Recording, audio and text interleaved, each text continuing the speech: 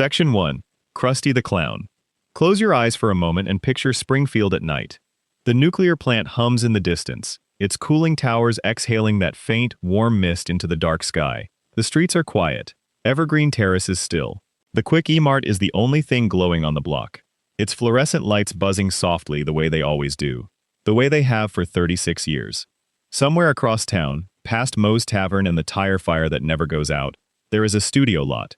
And inside that studio lot, behind a makeup mirror ringed with bulbs that have been burning since before most of the audience was born, there is a man staring at his own reflection. His name is Herschel Schmoikel Pinchas Yerukum Krustovsky. The world knows him as Krusty the Clown. And if you have ever watched The Simpsons, you have laughed at him. Everyone has. That is the entire point of Krusty. He is a joke. He is literally a joke. He is a man who was built, at every level of his existence, to be a joke. The rubber nose, the purple hair, the oversized shoes that make that particular slapping sound when he walks, the laugh that sounds like something caught in a garbage disposal, the cigarette that never leaves his hand even during episodes of his children's television program, the gambling debts, the IRS liens, the multiple divorces from women whose names he sometimes forgets, the product endorsements for things that have injured or killed people, the complete inability to tell where the performance ends, and the actual human being begins. But here is the thing about Krusty the Clown, that the show never sits with long enough to let you feel it properly. Krusty is not a clown who became a person. He is a person who became a clown because becoming a clown was the only way to disappear from his own life. His father was Rabbi Hyman Krustovsky, a man of serious faith, serious community standing, and serious disappointment. Rabbi Krustovsky was a pillar. He was the kind of man that a neighborhood organizes itself around. The kind of man whose opinions about how a life should be lived carry the weight of something that feels almost geological. His word was not law in any legal sense, but it may as well have been. In the community where Herschel grew up, what Rabbi Krustovsky thought of you was the thing that determined who you were. And Rabbi Krustovsky thought that a clown was not something a Jewish man from a family like theirs should become. The show presents this conflict as comedy. That is the genius and also the cruelty of how The Simpsons handles its background characters. It introduces the raw material of something genuinely painful, wraps it in jokes tightly enough that you laugh, and then moves on before you have time to sit with what you just saw. But if you are lying here in the quiet and you let yourself really think about what that estrangement meant, the picture that forms is not funny at all. Herschel grew up watching his father look at him the way you look at something you love and cannot understand. That is a particular kind of hurt that is almost impossible to explain to someone who has not felt it. It is not cruelty exactly. Rabbi Krustovsky did not beat his son. He did not throw him out penniless into the street. What he did was worse in a way, because it was slower and quieter, and it happened over years. He simply made it clear, through the gradual accumulation of sighs and pauses and careful words, that the person Herschel wanted to be was a person the rabbi could not recognize as his son. So Herschel stopped being Herschel. He became Krusty. And Krusty was free, in the way that a character is free, which is to say not free at all, but insulated. When you are a character, when you are grease paint and a red nose and a pratfall, the things that hurt you bounce off the performance before they reach the person underneath. The audience sees the clown falling down and they laugh. They do not see the man inside the costume who is falling down in a much more permanent way, and has been since he was a teenager in Springfield, watching his father choose the synagogue over him. The estrangement lasted decades. The show handles this in the season 4 episode called Like Father, Like Clown, which is a direct parody of The Jazz Singer, and that parody matters more than it might seem.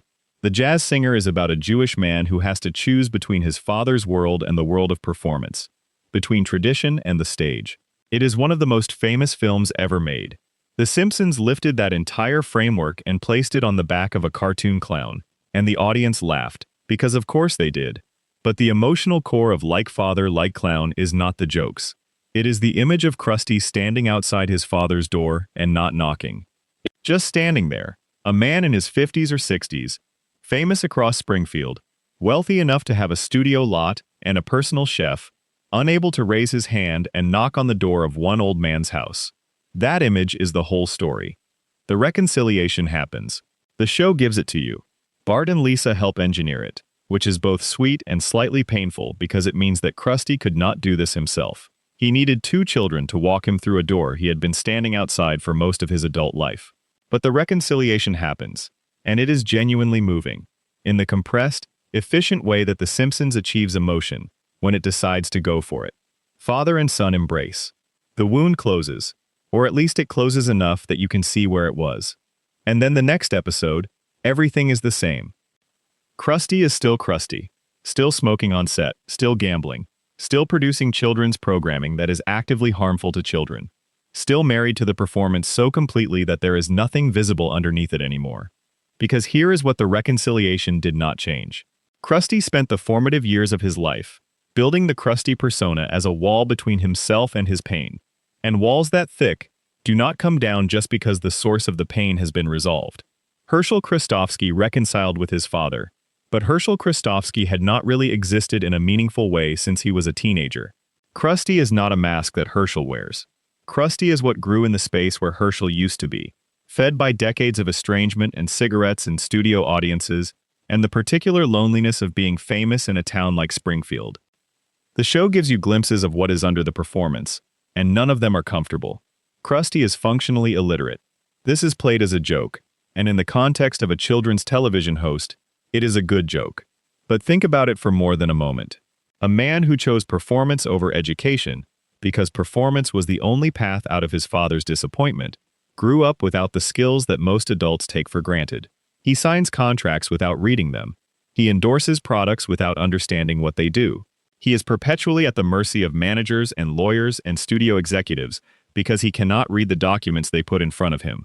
And his only defense against this vulnerability is the performance, the persona, the endless forward momentum of being Krusty so completely and so loudly that nobody has time to notice what Krusty actually does not know. His relationship with money is catastrophic and has been for his entire career. The IRS liens are mentioned so casually in the show that they register as a character trait rather than what they actually are, which is evidence of a man who has been unable to hold on to anything real for his entire adult life. Krusty has made extraordinary amounts of money over his career. He has a studio. He has had a plane. He has had multiple homes, multiple marriages, a personal assistant, an entourage, a brand that stretches across merchandise and fast food, and whatever product he was willing to put his face on for a check. And none of it has accumulated into anything stable. The money comes, and the money goes. And Krusty is always essentially back where he started, which is a man in a costume performing for an audience, because the performance is the only identity he has left. His health is a separate tragedy running parallel to everything else. The show has referenced Krusty's medical history in a way that makes the smoking seem like the least of his problems. He has had multiple heart attacks. He has had surgery that left him with what the show describes as a pacemaker the size of a donut. He has medical conditions that his lifestyle makes worse every day, and he has a lifestyle that he cannot change, because the lifestyle is the Krusty persona, and the Krusty persona is all he has. Asking Krusty to stop smoking and gambling and eating badly is asking him to be Herschel, and Herschel is the person who got thrown away decades ago. His relationship with Sideshow Bob and then Sideshow Mel is one of the most interesting elements of his character, and the show barely touches it. Krusty has had multiple sideshows. The original, Robert Terwilliger, who we will spend a great deal of time on later, was the sophisticated, classically trained performer who made Krusty look sharper by contrast. After Bob, there was Mel, who is not as dangerous but is in some ways just as sad. Because Mel is clearly a talented performer who is permanently subordinate to a man he outclasses in almost every technical skill. Krusty does not hire talented sideshows because he appreciates talent. He hires talented sideshows because talented sideshows make the show work. And Krusty's job is to stand in front of the show and absorb the credit. That is the essential dynamic of Krusty's entire professional life. He fronts things. He is the face. He is the name on the marquee. And behind him, there are people with actual competence holding the operation together. And Krusty knows this. And the knowing of it is part of what fuels the self-destruction. Because if you understand that your fame is not proportional to your talent, and you understand that you stumbled into it as an escape from your father, rather than as an achievement, and you understand that the thing you are famous for is a persona, rather than a person, then the gambling and the cigarettes and the bad deals start to make a different kind of sense. They are not weakness. They are honesty. They are the most honest thing about Krusty. The acknowledgement that none of this was supposed to work out this well.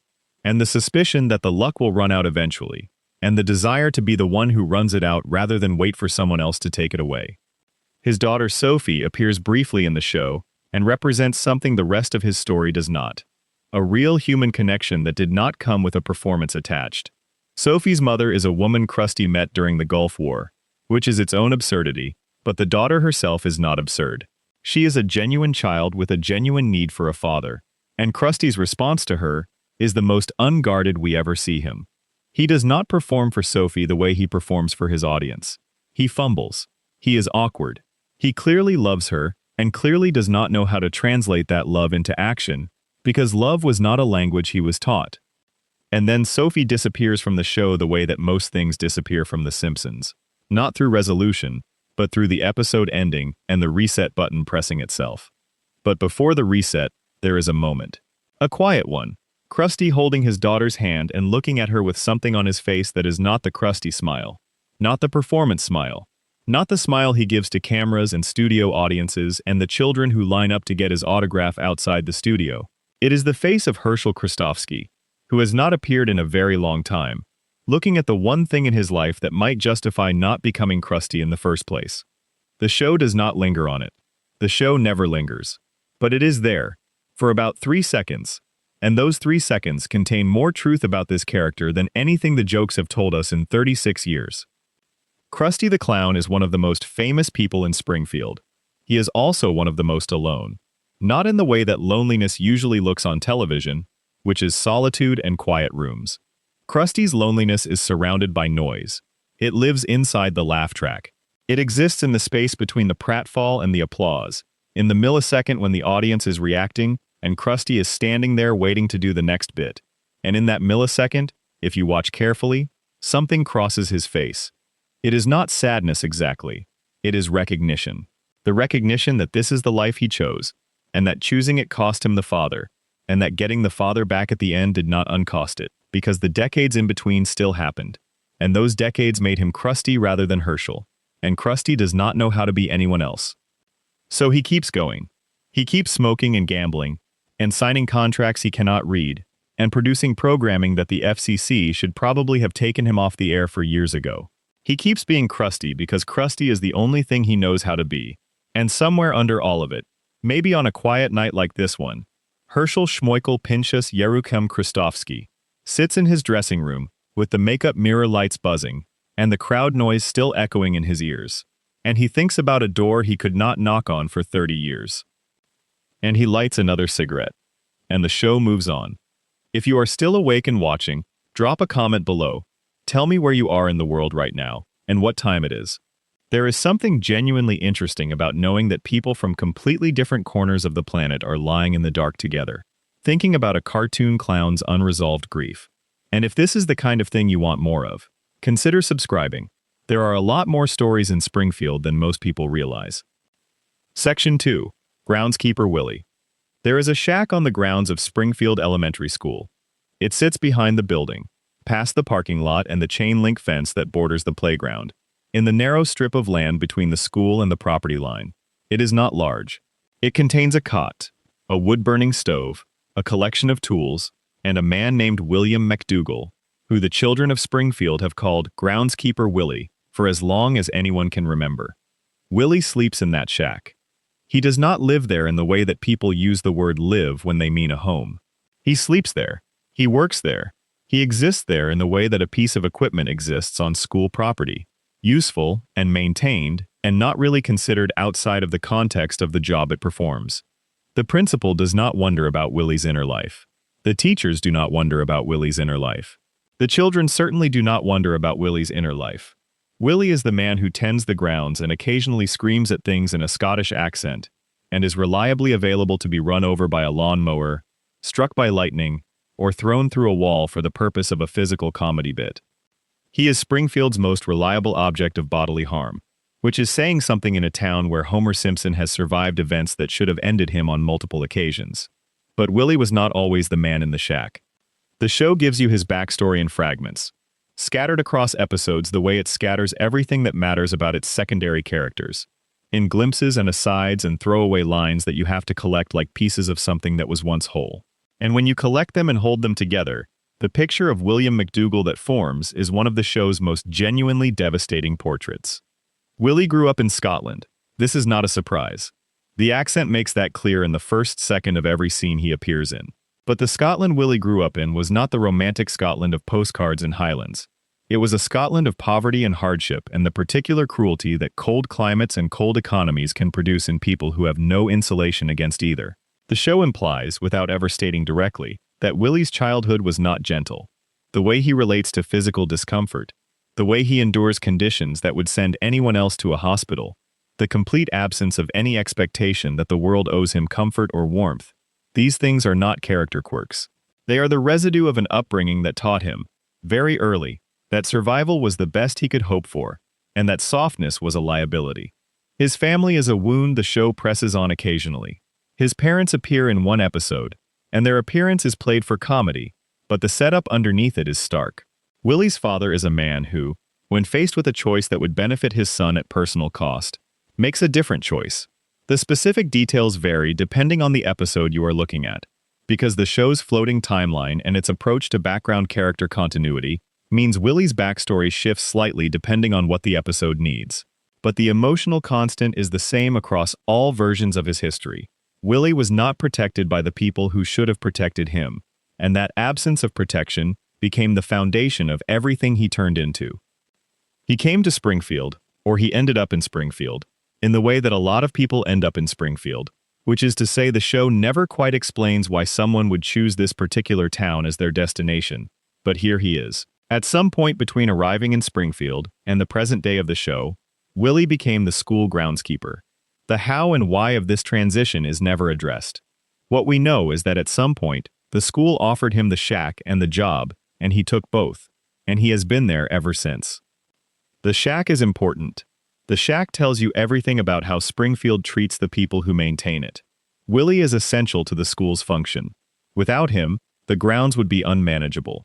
The snow plowing alone, the number of times Willie has cleared Springfield's streets and schoolyards and parking lots during winter episodes, represents a service to the community that nobody in the community appears to have quantified or valued. He is always available. He is always present. He has no commute because he lives on the property. And in exchange for this availability, this total and complete subordination of his personal life to the needs of the school, and by extension the town, he is given a shed, not an apartment, not a house, not even a room inside the school building. A shed. And Willie has not complained about this arrangement in any way that the show treats as meaningful. He complains in the way that Willie complains about everything, loudly and physically, in the general direction of whoever is nearest when the frustration becomes too much. But he does not leave. He does not negotiate for better housing. He does not contact a union or an attorney or any of the administrative structures that exist specifically to address the situation of a school employee being housed in a storage building on school grounds. He stays. And the staying, when you think about it with the rest of his history in mind, is not passivity. It is the logical endpoint of a man who has been told his entire life, by circumstances and by people, that what he has is enough, that it is more than enough. That the fact of having shelter and employment and a place to sleep is not a floor, it is a ceiling, and he should be grateful for the ceiling rather than looking at the space between it and the sky. Willie's physicality is presented as comedy, but it is extraordinary when you look at it clearly. He is one of the strongest characters in the show, capable of physical feats that border on the supernatural. The shirtless scenes, which happen with a regularity that became its own joke, reveal a physique that makes no sense for a school groundskeeper in a sleepy American suburb. Willie has the body of someone who has done genuinely brutal physical labor for their entire life. Someone who has been cold and hungry and pushed past the point where most people stop and kept going, because stopping was not an option. That body is his history written in muscle. He loses his job at Springfield Elementary multiple times across the show's run. The circumstances change depending on the episode, but the shape of it is always the same. Willie is dismissed, usually by Skinner or Chalmers, for some reason that is either his fault or not his fault, depending on the episode's needs, and he finds himself without the shack and the job that constitute his entire existence in Springfield. And the show plays these moments for comedy, because Willie's destitution is funnier when it is happening to Willie than it would be if it were happening to anyone the audience has been asked to care about deeply. But what is actually happening in those episodes, when you strip out the comedic framing, is a man whose only home is conditional on his employment. Willie does not just lose a job when he is fired. He loses his shelter simultaneously. He becomes homeless in the literal sense, not the softened television sense, but the actual sense of a man who has nowhere to sleep, because the only place he was permitted to sleep was tied to a position that no longer exists. And then he gets the job back. Or he gets a different job. Or Skinner is somehow reinstated and Willie returns with him. The show resets and Willie is back in the shack, and the crisis is resolved without ever having been acknowledged as a crisis. There is a version of Willie that the show sketches in certain episodes. A version that involves some prior experience with love and loss. A woman somewhere in his past. A connection that did not survive whatever Willie's life was doing to him at the time. The details are vague. The show is deliberately vague about them. But the contour of a man who had something worth having and lost it is visible underneath the surface of his character in a way that his usual fury does not fully cover. His relationship with the children of Springfield is stranger than it first appears. Willie is not kind to them exactly. He is gruff and threatening and prone to chasing them off the grounds when they trespass. But there is something protective underneath the gruffness that surfaces in moments when the protection becomes genuinely necessary. When the children are in actual danger, when something is actually threatening them, Willie's response is immediate and physical, and completely without hesitation. He does not calculate the risk to himself. He does not weigh options. He moves toward the danger, without a moment of self-preservation entering the picture. That response is not a character choice the writers made for comedic contrast. That response is what happens when a man who was not protected as a child becomes the person responsible for a space where children exist. He protects them the way he needed to be protected. He puts his body between them and whatever is coming because he knows, without having to think about it, what it costs a child when the person who should stand between them and harm chooses not to. The lawnmower is an interesting symbol in this context. Willie's relationship with his equipment is one of the most consistent things about him. He names his equipment. He talks to it. He treats it with a care and attention that he does not extend to the adults around him. This is played as absurdity, but it makes a particular kind of sense for a man whose relationships with people have been defined by loss and disappointment and the conditional nature of belonging. The equipment does not fire him. The equipment does not demand anything of him beyond maintenance. The equipment is simply there, requiring care, responding to care, operating reliably when maintained properly. For a man whose experience of human relationships has been their tendency to fail him, there is something genuinely appealing about a machine that responds predictably to the things you do for it. Willie's accent has become one of the most imitated elements of the show. He is quoted constantly. He has generated some of the most memorable one-liners in the series' history. He is, in the cultural sense, beloved. Springfield loves groundskeeper Willie the way it loves all of its eccentrics, which is from a distance and with amusement and without any accompanying desire to improve his situation. The shack is still there behind the school. The cot inside it is still Willie's bed. His wage, whatever it is still whatever it was when he started, adjusted or not for decades of service. His housing is still tied to his employment. His whole life in Springfield is still held together by a job that the school can take away whenever Superintendent Chalmers decides that the budget needs trimming or that Willie has overstepped in some way that offends the administration's sensibilities. And Willie is still there, still plowing and planting and maintaining, and occasionally having his shirt blown off by some explosive event that the school grounds seem to generate at a statistically improbable rate. Still living in the shack.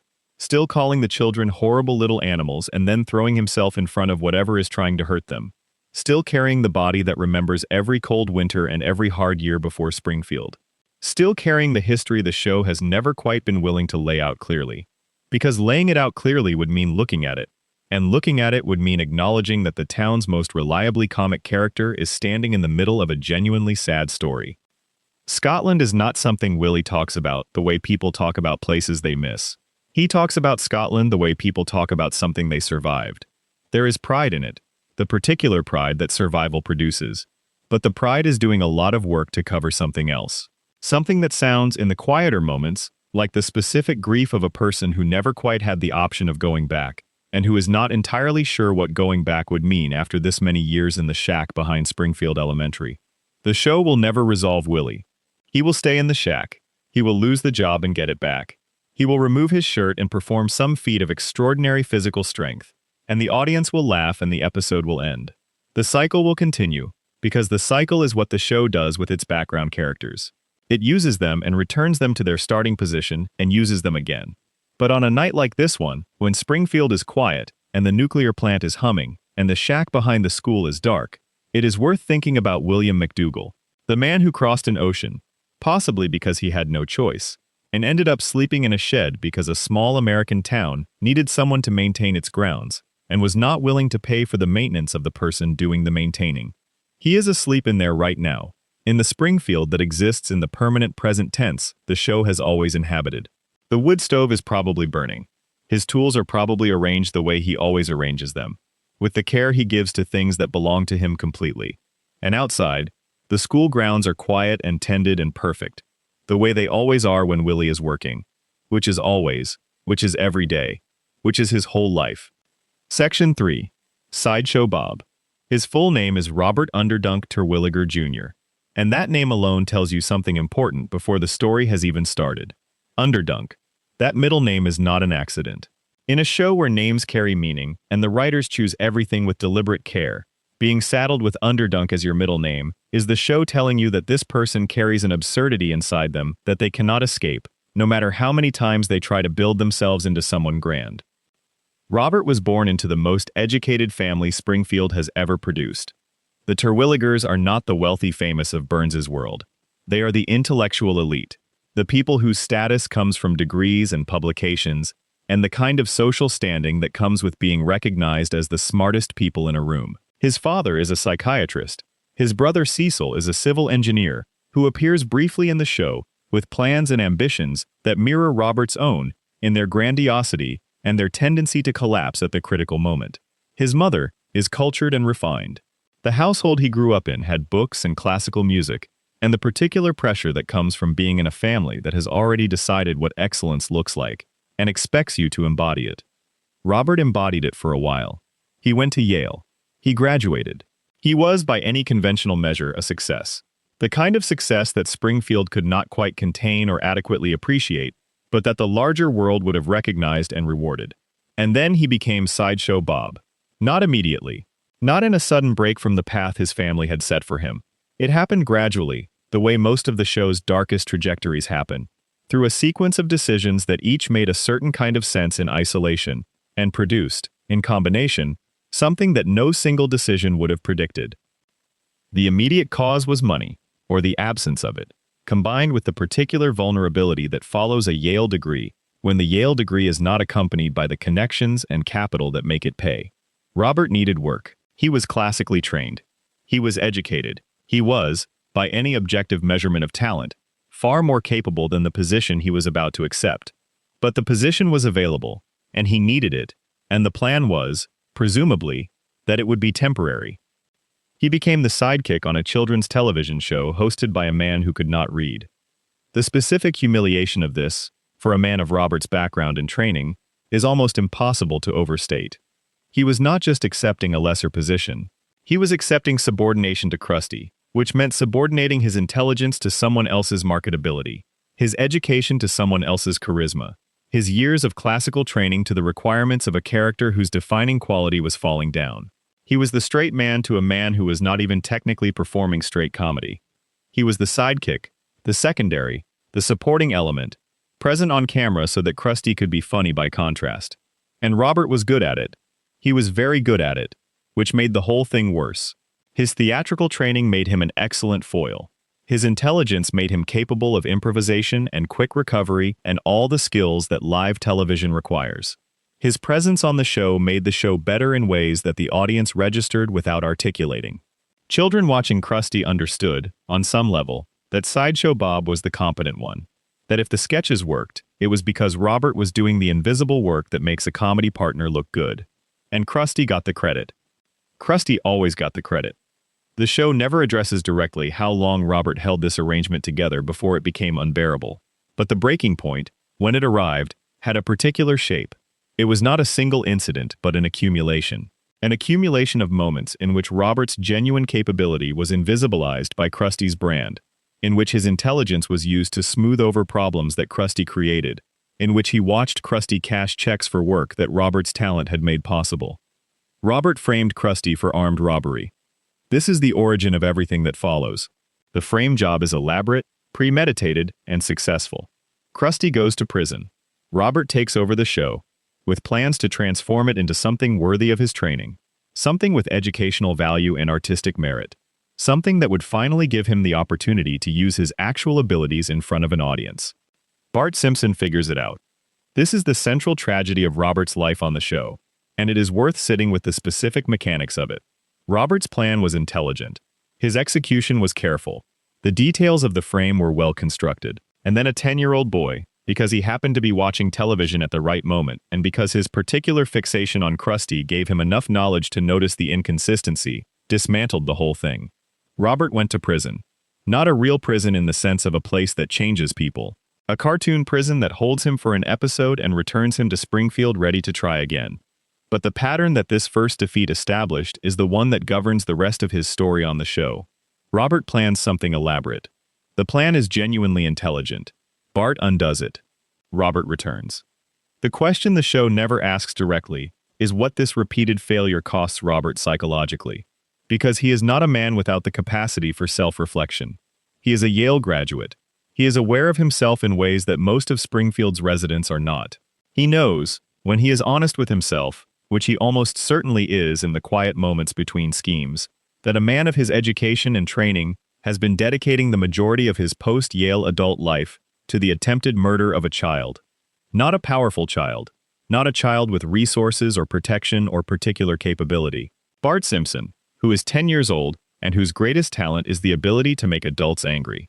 This is the opponent that Robert Underdunk Terwilliger Jr., Yale alumnus, classical theater enthusiast, person with genuine intellectual gifts, has been unable to defeat for 36 years. There is an episode, Sideshow Bob's Last Gleaming, in which Robert steals a nuclear weapon. A nuclear weapon. His stated goal is to destroy all television, which he holds responsible for degrading American culture, to the point where Krusty's show could become popular in the first place. The scale of the plan is insane, but the grievance underneath it is coherent. Robert is trying to address, by force, the cultural conditions that made his humiliation possible. He is not trying to destroy television because he is mad at television. He is trying to destroy television because television is the thing that made Krusty's face more valuable than Robert's talent, and Robert cannot forgive that inversion. The nuclear weapon plan fails. They all fail. Robert ends up back in prison, and then out of prison, and then back in Springfield with another plan, and the cycle continues. His relationship with his family is one of the most interesting unexplored threads in his entire arc. Cecil appears in an episode and their dynamic immediately reveals something that the show could have developed into a genuinely compelling story. Cecil is also brilliant. Cecil also went to a good school.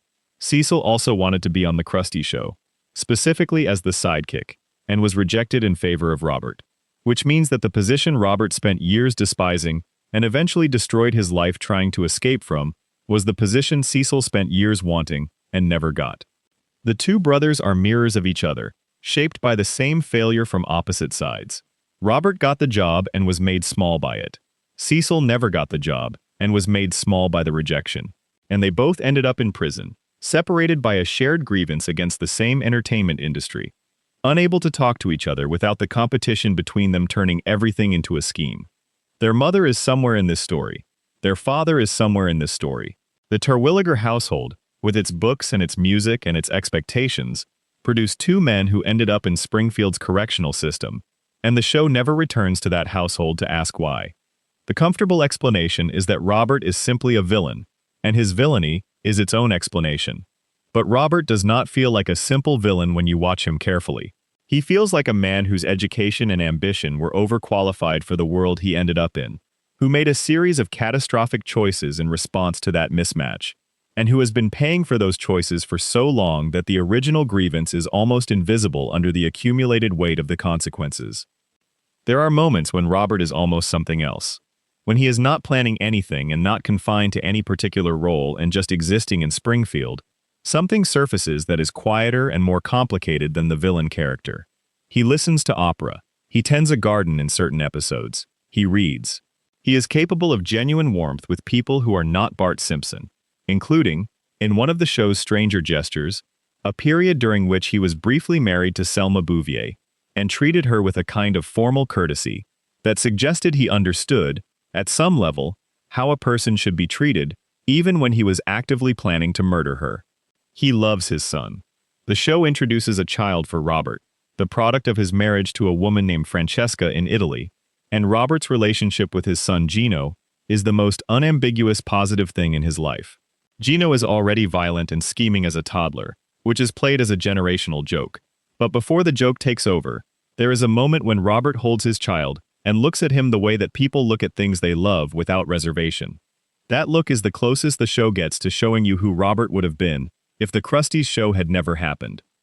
A man in a library somewhere, teaching, or performing in front of audiences that appreciate what he actually is, or writing, or composing, or doing any of the things that the particular combination of intelligence and education and theatricality he was born with should have made possible. A man whose middle name is still Underdunk, because that absurdity is permanent, but who has found a context where his gifts are proportional to his environment and the humiliation of being Krusty's sidekick, is a story he tells at dinner parties rather than the wound that organized his entire adult life. That man does not exist in Springfield. In Springfield, Robert Terwilliger is Sideshow Bob, is the recurring villain who always loses to the 10-year-old, is the man too smart for his situation and too compromised by his own choices to find a different one. He will come back. He always comes back. The hair and the face and the operatic outrage will return to Springfield's streets, and Bart will foil him again, and the episode will end. But somewhere in that big head, and behind those theatrical mannerisms, Hyman Krustofski's opposite sits waiting. A man who had everything he needed to be genuinely great, who chose one wrong door in a moment of financial desperation, and has been rattling the handle of that door from the outside ever since, unable to get back in. Section 4. Patty and Selma Bouvier.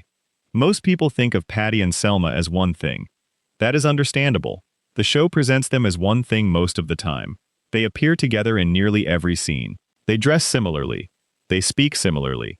They share the apartment, the pack of cigarettes, the hobby of watching a soap opera called It Never Ends, and the unified expression of dull contempt that they direct at Homer Simpson every time he enters their field of vision. They are a unit. That is how Springfield sees them. That is how the Simpsons family sees them. That is largely how they see themselves. But they are not the same person. And the differences between them, when you track them carefully through the episodes, tell two stories rather than one. And both stories are sadder than the unified front they present to the world would suggest. Start with what they share, because the shared history is the foundation everything else is built on. Patty and Selma grew up in the same household as Marge. They are Marge's older sisters, which means they occupied the position that Marge did not, which is to say they were the ones who shaped the expectations and dynamics of the household before Marge was old enough to understand that expectations and dynamics existed. The Bouvier household is not something the show explores in depth, but the outlines are visible. The parents are present, but not particularly invested. The three girls grow up in a world where female ambition is tolerated within certain limits, and romantic ambition is treated as the primary measure of a woman's success. Marge gets out. She gets Homer, which is not exactly what anyone would choose for their daughter, but she gets a family and a house and the structure that marriage provides. Patty and Selma do not get out. They stay in the orbit of the Bouvier family dynamic, and then they stay in Springfield, and then they get the apartment together, and the cigarettes, and the soap opera, and the jobs at the DMV. The DMV. There is something specific about working at the DMV that the show has always used as a comedic shorthand for joyless bureaucratic existence. It is the place where enthusiasm goes to be processed slowly and returned without any of the original feeling.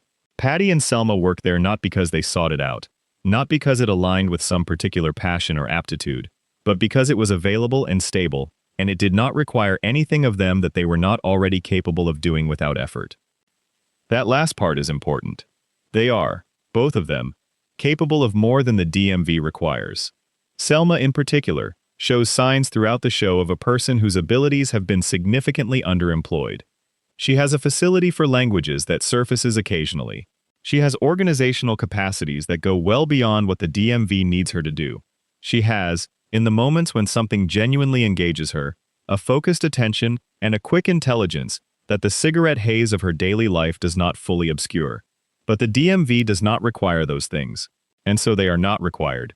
And unused capacities, left unused for long enough, stop feeling like capacities and start feeling like irrelevancies, like things that might have mattered in some other version of a life, but do not particularly apply to this one. Selma's romantic life is the more visible wound of the two sisters. She marries. She marries multiple times. Sideshow Bob, who spends their brief union planning to murder her in a way so obvious that Bart is able to notice it immediately. Troy McClure, the faded film and television personality whose career has been derailed by an incident involving fish that the show references constantly without ever fully explaining, and whose marriage to Selma is a business arrangement designed to restore his public image. A man named Lionel Hutz, briefly, or nearly. Artie Ziff, or nearly. The parade of men who pass through Selma's life is long enough and disastrous enough that it starts to feel like a pattern rather than bad luck. The pattern is this. Selma chooses men whose primary quality is availability. She is not choosing badly in the sense of choosing men who present themselves well and then reveal hidden flaws. She is choosing men whose problems are generally visible from the beginning, because on some level, Selma has decided that a man whose problems are visible is more honest than one who hides them, and also because a man whose problems are visible is a man who might still need her despite them. Selma wants to be needed. This is the engine of her romantic life, and the show only partially acknowledges it. She wants a child, and this is one of the most direct expressions of need the show gives her. In several episodes, her desire for a child is the central emotional thread. She adopts a daughter, Ling, from China, and this adoption, which happens relatively late in the show's run, is treated with a sincerity that the show usually reserves for its main family. The moment Selma holds Ling for the first time is one of the quieter character victories in the series. Not triumphant, not dramatic, just the particular stillness of a person getting something they have wanted for a very long time. And then the story of Ling largely disappears, because that is what happens in Springfield, because the reset demands it. But the moment exists. The moment of Selma Bouvier, who has chosen badly in love for decades, and been disappointed in love for decades, and endured the particular indignity of being the unmarried sister in a household where marriage was the measure, holding a baby, and looking at her with something uncomplicated and real.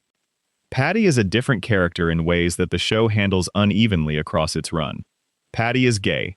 This is revealed formally in a season 16 episode, but the show had been coding her sexuality for years before the official reveal, in ways that functioned as jokes but also as accumulation. Her contempt for Homer was always a little more personal than Selma's. Her disinterest in the heterosexual romantic pursuit that drives Selma's storylines was consistent enough to be a pattern. When the show finally acknowledges it directly, it does so in the context of a planned wedding to another woman that falls apart for reasons involving the fiancé's gender presentation, which is itself a complicated comedic territory that the show navigates with varying degrees of grace. But the underlying story of Patty is not about her sexuality, which the show eventually normalizes as much as it normalizes anything. The underlying story of Patty is about a person who has spent her entire adult life inside a closet, not just in the sexual identity sense, but in the broader sense of a person whose actual self is not the self that most of the world gets to see. The contempt, the dullness, the flattened affect that she shares with Selma, these are not Patty's natural state.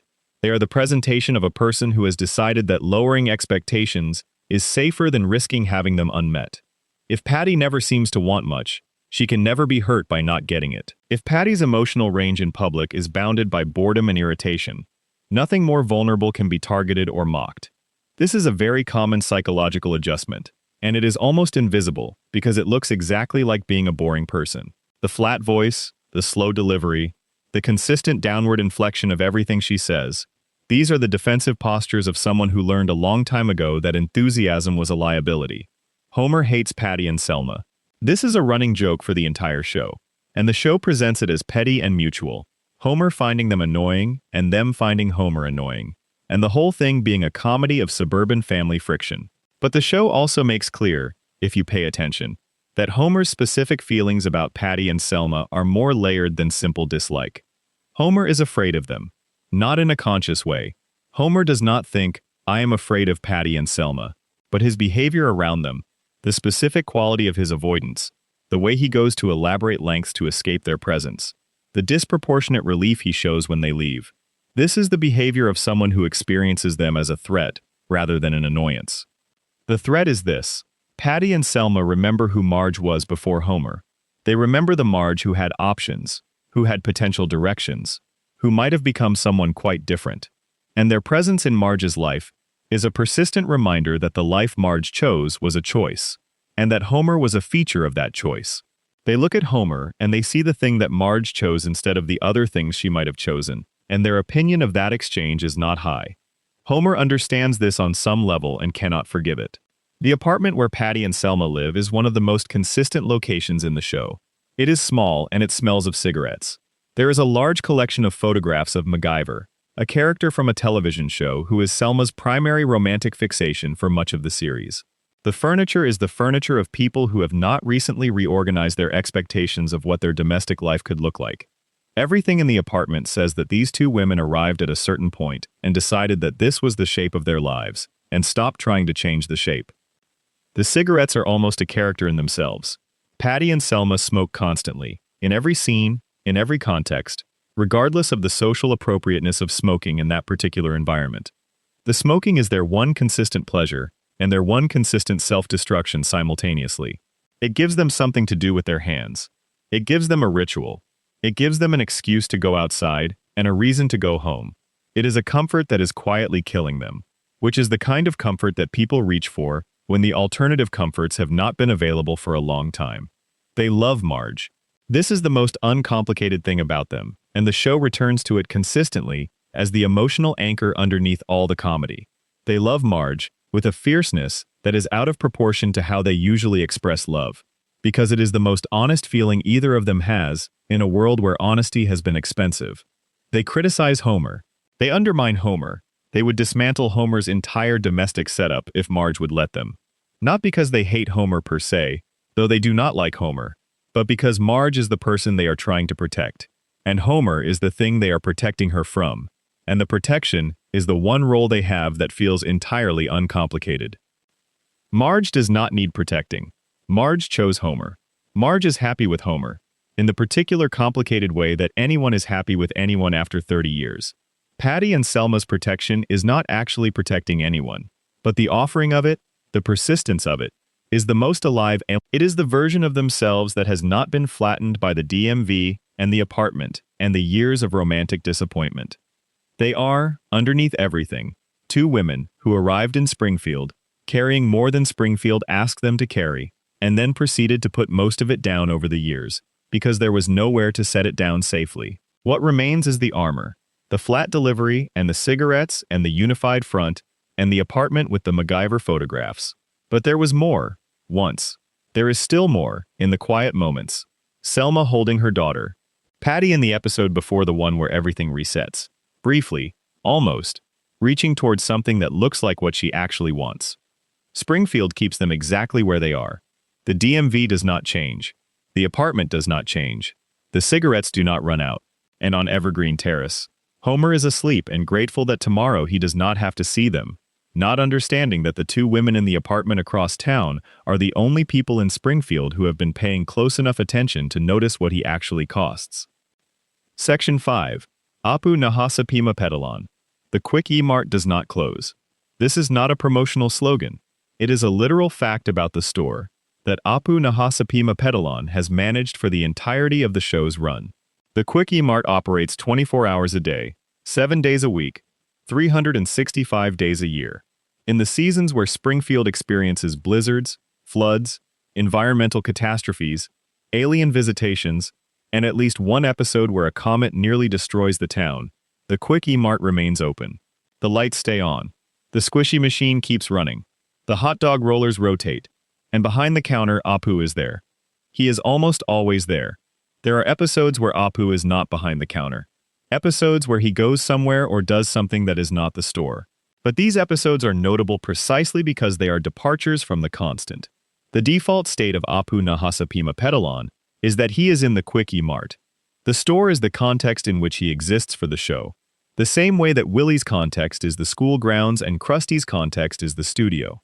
The location is the character, in the shorthand that the show uses for its background figures.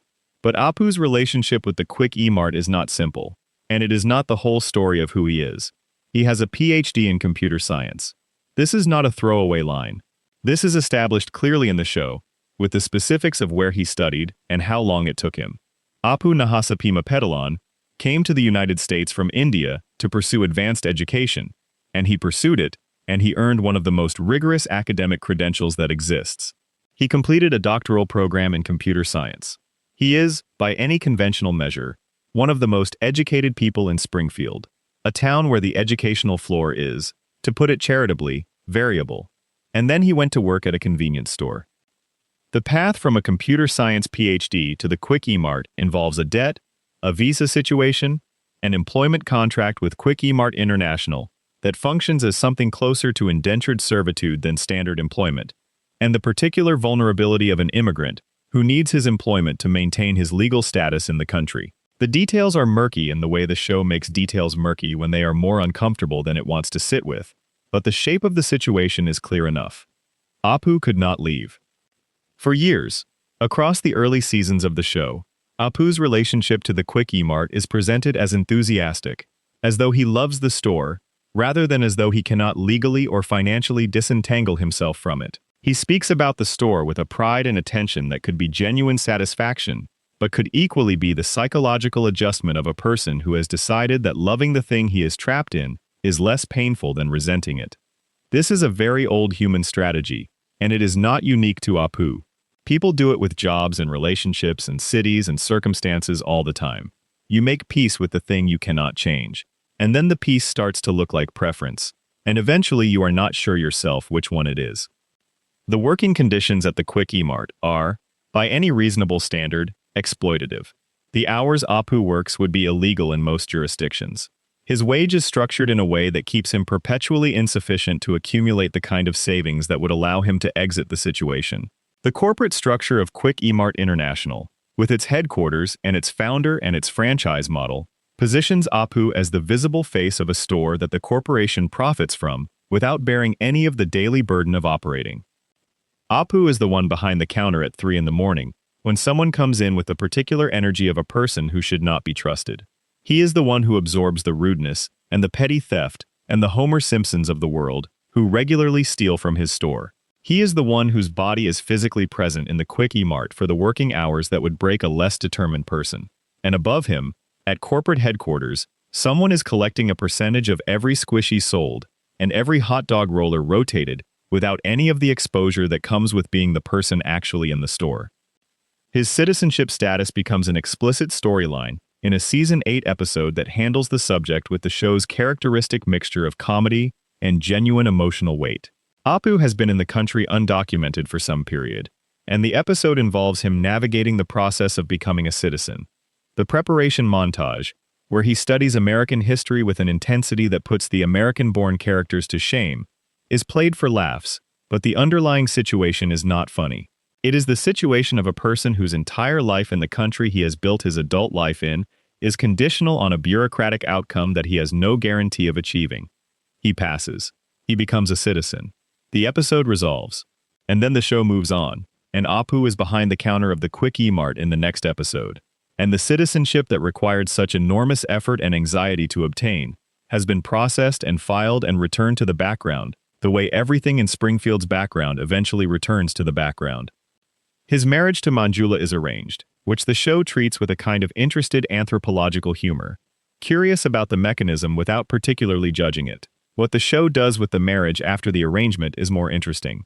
Apu and Manjula develop an actual relationship, they argue. They negotiate. They disappoint each other in the specific ways that long-term couples disappoint each other, and they come back together in the specific ways that long-term couples come back together. Apu is unfaithful at one point, in an episode that handles the betrayal with more seriousness than the show usually brings to its background characters' emotional lives. The fallout is real. The damage is real. The recovery is real, or as real as Springfield allows recoveries to be. They have octuplets, 8 children at once, in a storyline that produces the obvious comedic potential of 8 babies in a small apartment above a convenience store. But before the comedy takes over, there is a moment of Apu looking at his 8 children and calculating, visibly, what 8 children means for a man in his financial situation. A man whose income is the Quick E-Mart wage. A man who cannot leave the store, because leaving the store would mean losing the income that the 8 children require. The Quick E-Mart tightens around him. He has told various customers at various points that he genuinely loves the store. He has told various customers at various points that he finds his work deeply meaningful. He has also told various customers that he has slept in the store, that he has not had a day off in years, and that the hot dog rollers have been rotating since before some of those customers were born. The love and the entrapment are not mutually exclusive. This is one of the things Apu's character does that the show does not fully acknowledge. It demonstrates that you can genuinely love a thing that also constrains you, that the constraint and the love can coexist in the same chest without either one canceling the other out. Apu loves the Quick E-Mart. The Quick E-Mart is also a PhD graduate's career graveyard. Both of these things are true simultaneously. His relationship with the Springfield community is rich and complicated, in a way that his background character status does not fully allow the show to explore. He knows things about the town's residents that they do not know he knows. He observes. He listens. He is present for conversations that the participants do not fully register, because Apu is part of the furniture of the Quick E-Mart, the same way the squishy machine is part of the furniture, and people speak freely around furniture. He is probably the most informed person in Springfield about the private habits and anxieties of its residents. But this knowledge is locked inside the counter, behind the glass of the display cases, in the acoustic privacy of a store that is always open and therefore always absorbing.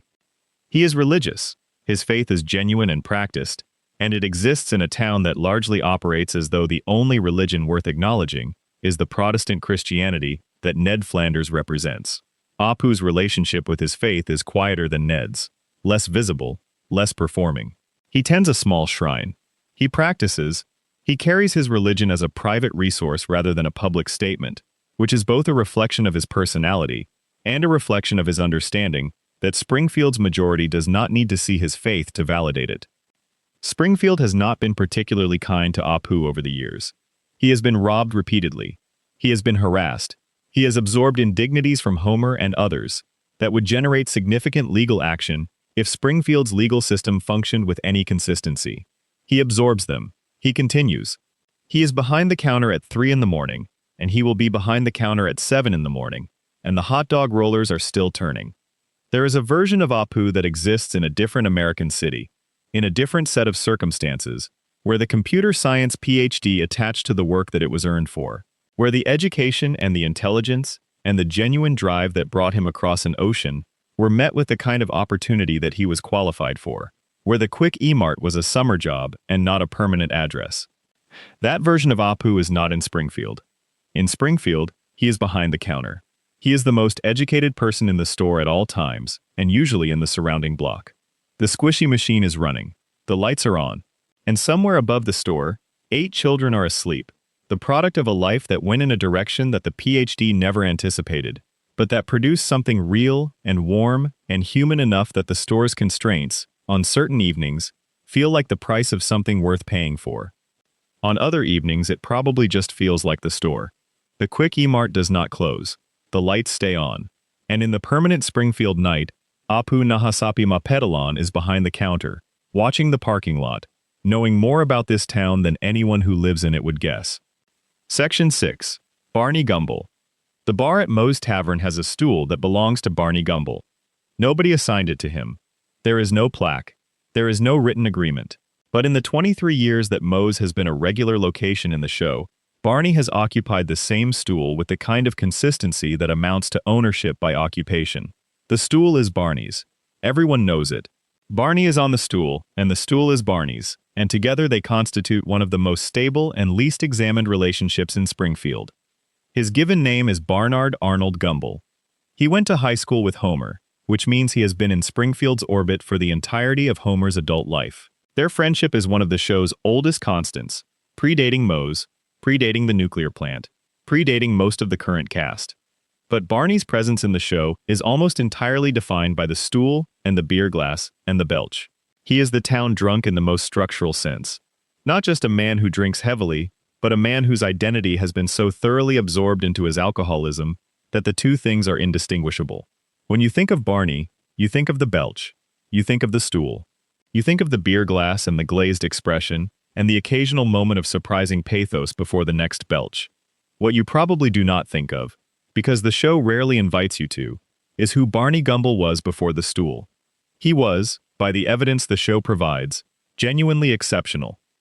The episode where NASA evaluates Springfield residents for a space mission is one of the show's most famous, and it includes a scene where Barney, despite being deeply intoxicated during the aptitude testing, scores higher on the evaluation than anyone else tested. The implication is staggering. Barney Gumble, in a state that would render most people incapable of filling out a basic form, demonstrates cognitive ability that NASA considers superior to all the sober candidates. What is Barney's brain doing when it is not being pickled? The show does not stay with this question. It moves through it quickly, giving Barney a brief period of sobriety as a storyline before returning him to the stool, because the stool is where the show needs him. But the question is real. If Barney is scoring in the top tier of NASA aptitude testing while drunk, what was his actual baseline before the drinking began? What would Barney Gumble have been capable of with 30 years of sobriety? His high school years are glimpsed in flashback episodes, and the glimpses are not comfortable. Young Barney is present and engaged. He has aspirations. He has the particular kind of energy that teenagers carry when the future is still something that happens to them, rather than something they survived. There is nothing in young Barney that predicts the stool. There is nothing that says this is a person who will spend the majority of his adult life in a bar, occupying a particular piece of furniture, making the same sound over and over. Something happened between high school and the stool. The show implies that Homer is part of this story. That the first beer was offered by Homer in circumstances that Barney, at the time, did not have the context to evaluate properly. This is played as a gentle joke at Homer's expense, a recognition that Homer's tendency to proceed without considering consequences has affected people beyond his immediate family. But the gentleness of the joke does not match the weight of what is being described, which is the beginning of a chemical dependency in a young man who had, as far as the evidence suggests, no particular predisposition toward it beyond the circumstances of a single evening. One evening, one beer. 30-plus years on the stool. That is not how addiction works in any simple cause and effect sense, and the show knows it is not. Barney's alcoholism is not Homer's fault in the way that a car accident is the other driver's fault. Barney made choices. He kept drinking. He chose the stool over the alternatives. Repeatedly, every day, for decades. But the show's casual framing of the first beer, as Homer's contribution, is an acknowledgement that the circumstances that produce self-destruction are never entirely self-generated. That there is always a context, always a first beer, always the particular moment when the path that leads to the stool began. His relationship with Moe is one of the most honest in the show. Moe is not a kind man. Moe is occasionally actively cruel and consistently emotionally withholding and deeply invested in his own misery. But with Barney, Moe maintains something that functions as genuine care, in the particular way that bartenders develop genuine care for regulars. He extends credit. He listens. He is present in the way that only the person behind a bar can be present, which is to say available without being intrusive, witnessing without demanding anything in return for the witnessing. Barney has periods of sobriety. Multiple times across the show's run, he pulls back from the drinking, and the show briefly shows you who is underneath. There is one episode that is widely regarded as one of the more emotionally genuine pieces the show has produced, where Barney makes a short film about his alcoholism that is sufficiently good that it wins a film festival. The film itself is shown only briefly, but what is shown is devastating in its honesty. A man looking clearly at the thing that is consuming him and rendering it in a form that communicates the consuming to other people. The film wins. The festival gives Barney a champagne toast, and Barney drinks the champagne. The return to drinking from that particular sobriety is the most honest thing the show has ever done about addiction, because it depicts the mechanism without judgment and without resolution. Barney is not a bad person who deserves to relapse. He is not a weak person who could not maintain the discipline. He is a person for whom the trigger was a glass of champagne at a celebration, which is the most ordinary possible trigger, the kind of trigger that almost anyone in early sobriety is vulnerable to, and which the people celebrating with him did not think to consider before the toast. The film is forgotten. The festival is forgotten. Barney returns to the stool and the belch in the bar becomes the context again. But the film existed. That piece of genuine, honest self-expression existed.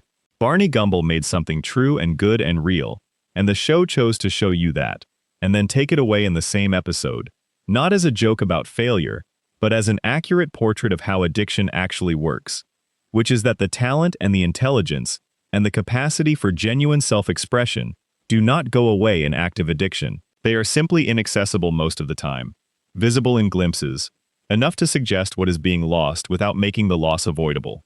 The NASA score is still his. The film still happened. Somewhere inside Barney Gumble, behind the belch and the glazed eyes and the 3 decades of daily beer, there is a person who tested as one of the most cognitively capable individuals the space agency evaluated. That person is still in there. He has been in there the whole time. He surfaces occasionally, in the sobriety stretches and the film festival, and the moments when something cuts through enough to remind him and everyone watching that the stool is not the whole story. The whole story is darker and more complicated, and involves a first beer and a decision that went one way when it might have gone another, and 30 years of the compounding interest of that decision, and the NASA score sitting there in some file somewhere. Evidence of a life that existed briefly as a possibility, and then narrowed, day by day and beer by beer, to the dimensions of a particular stool in a bar in Springfield that will always have space for him. Mo knows. In the way that bartenders know everything and can say nothing, Mo knows. He refills the glass. He listens to the belch. He extends the credit. And the stool holds. Section 7. Chief Clancy Wiggum. Chief Wiggum does not look like a man who understands what he is doing. This is important to establish before anything else, because the entire structure of Wiggum's character, the way the show uses him and the way the town relates to him, depends on this surface impression being maintained. He is round and pink and perpetually eating something, and his dialogue is delivered with the particular cadence of a man whose relationship with cause and effect is more exploratory than systematic. He forgets things. He misidentifies suspects. He loses evidence. He falls asleep in moving vehicles. He fires his weapon in the wrong direction with a regularity that should have ended his career, his freedom, and possibly several bystanders on multiple occasions. He looks like he does not know what he is doing. The question that the show never fully engages with is whether this appearance is accurate. Start with what Wiggum has actually accomplished in Springfield. Not the failures, but the surviving. He has been chief of police for the show's entire run. 36 years. Every catastrophe, every riot, every alien, every comet, every EPA-mandated dome, every attempted murder by an animated television show's most persistent villain. And Clancy Wiggum is still chief. Nobody has replaced him. Nobody has mounted a sustained campaign to remove him.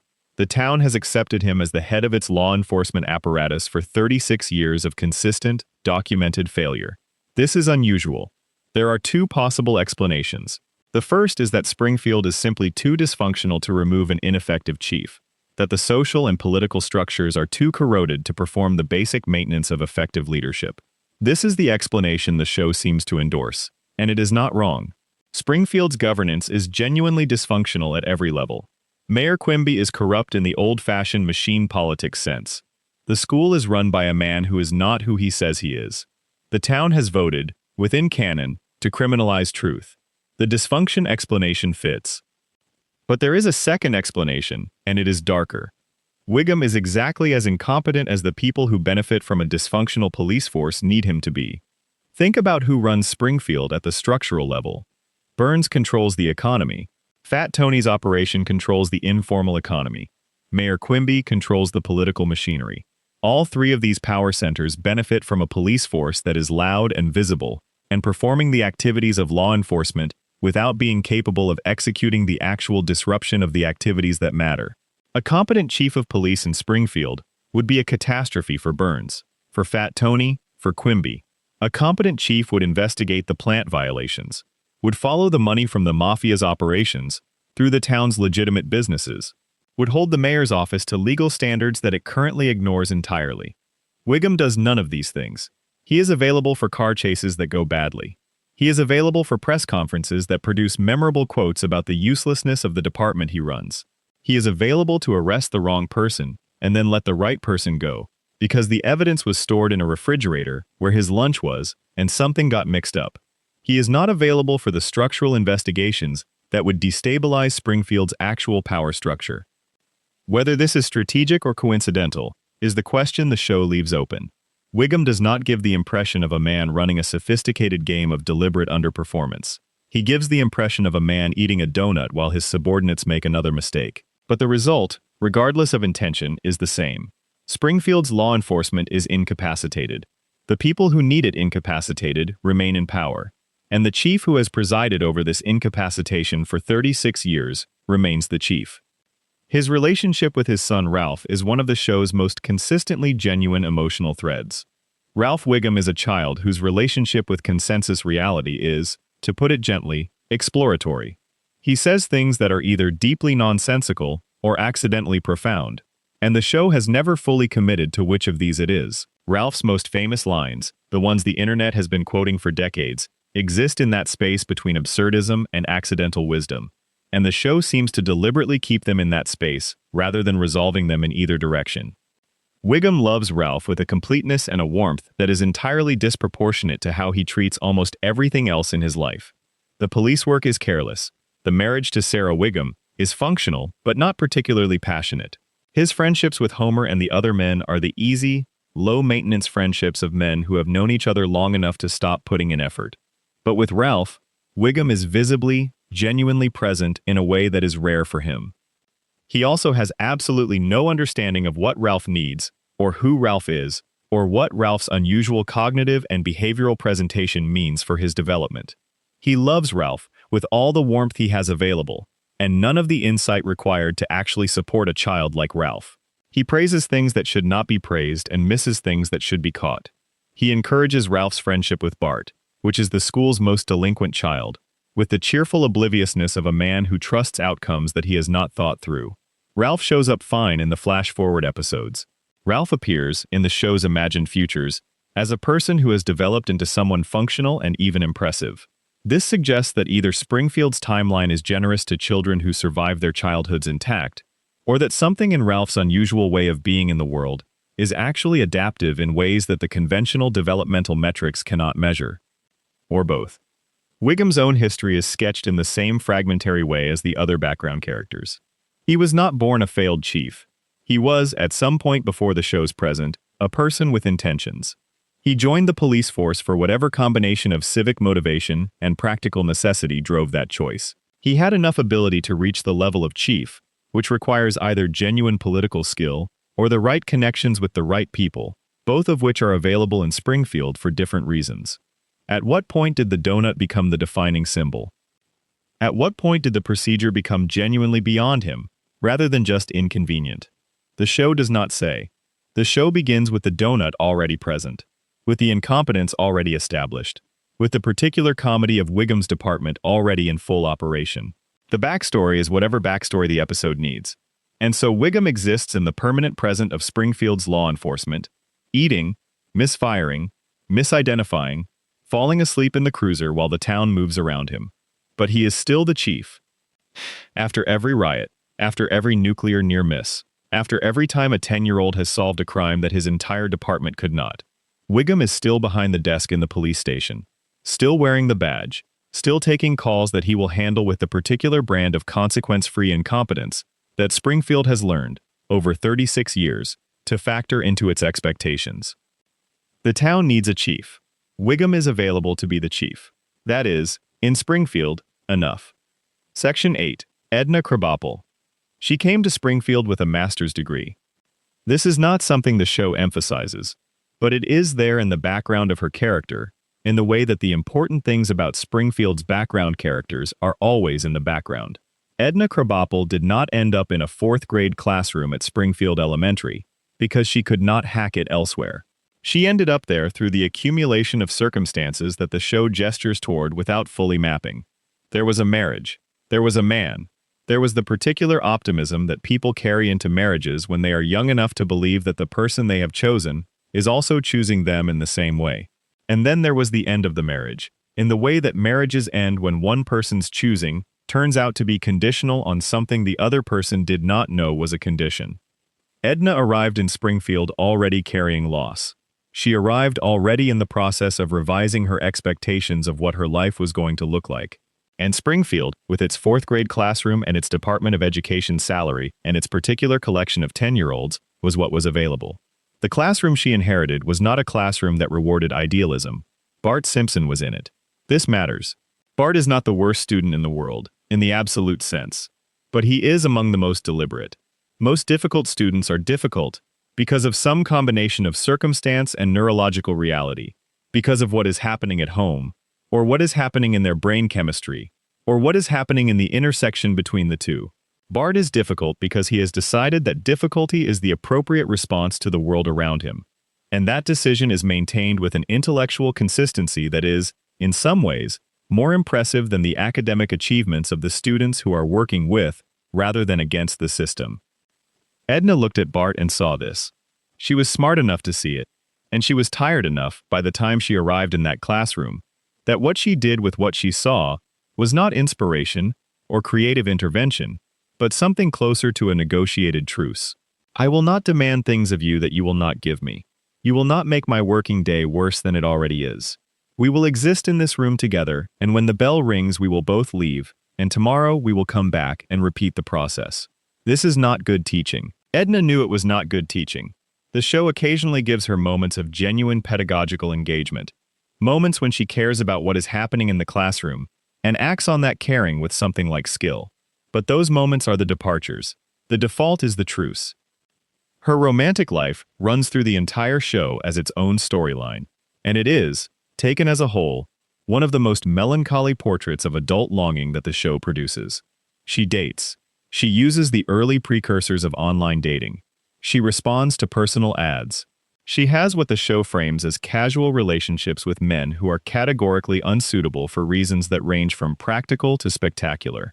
The Principal and the Pauper episode, which reconstitutes Skinner's identity so dramatically, has particular resonance for Edna because her relationship with Skinner is one of the show's most sustained attempts to give her something lasting. She and Skinner are imperfectly matched. They are imperfectly matched in ways that the show uses for comedy, but that are also genuinely, structurally incompatible. Skinner is his mother's. That is the simplest version of the problem.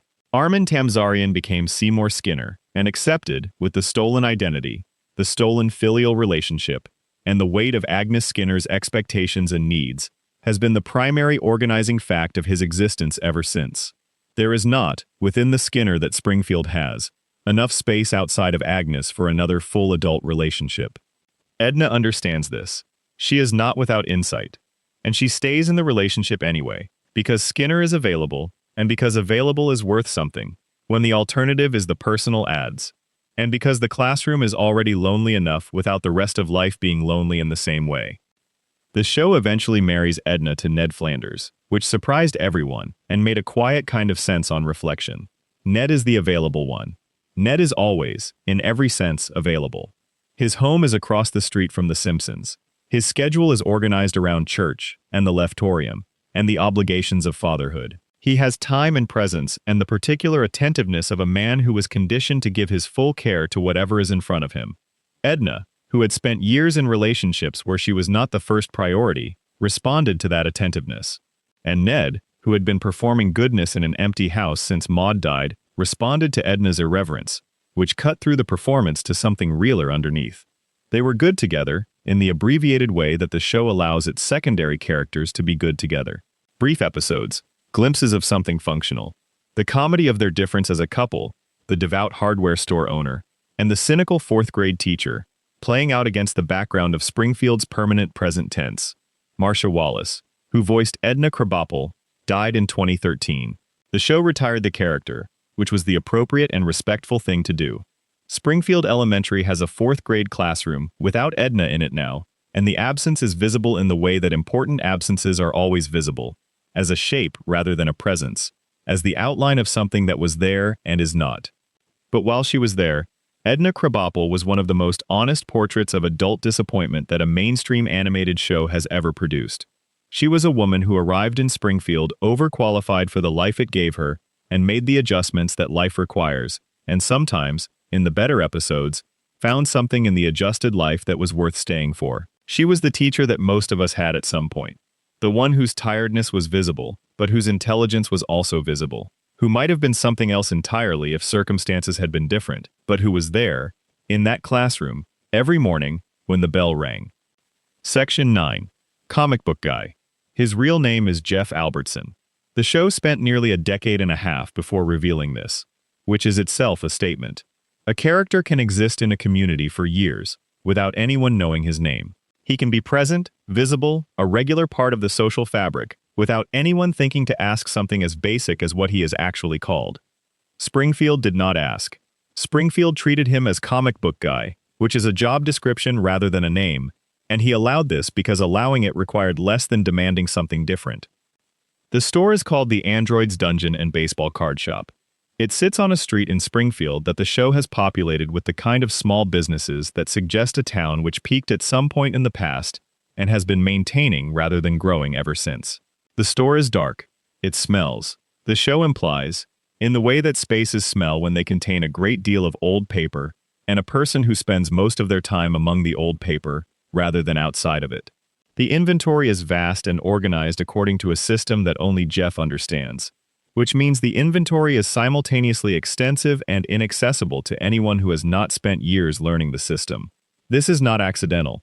The system that makes the store difficult to navigate for outsiders also makes Jeff necessary. If the inventory were organized in a way that any customer could use without guidance, Jeff's expertise would be less essential.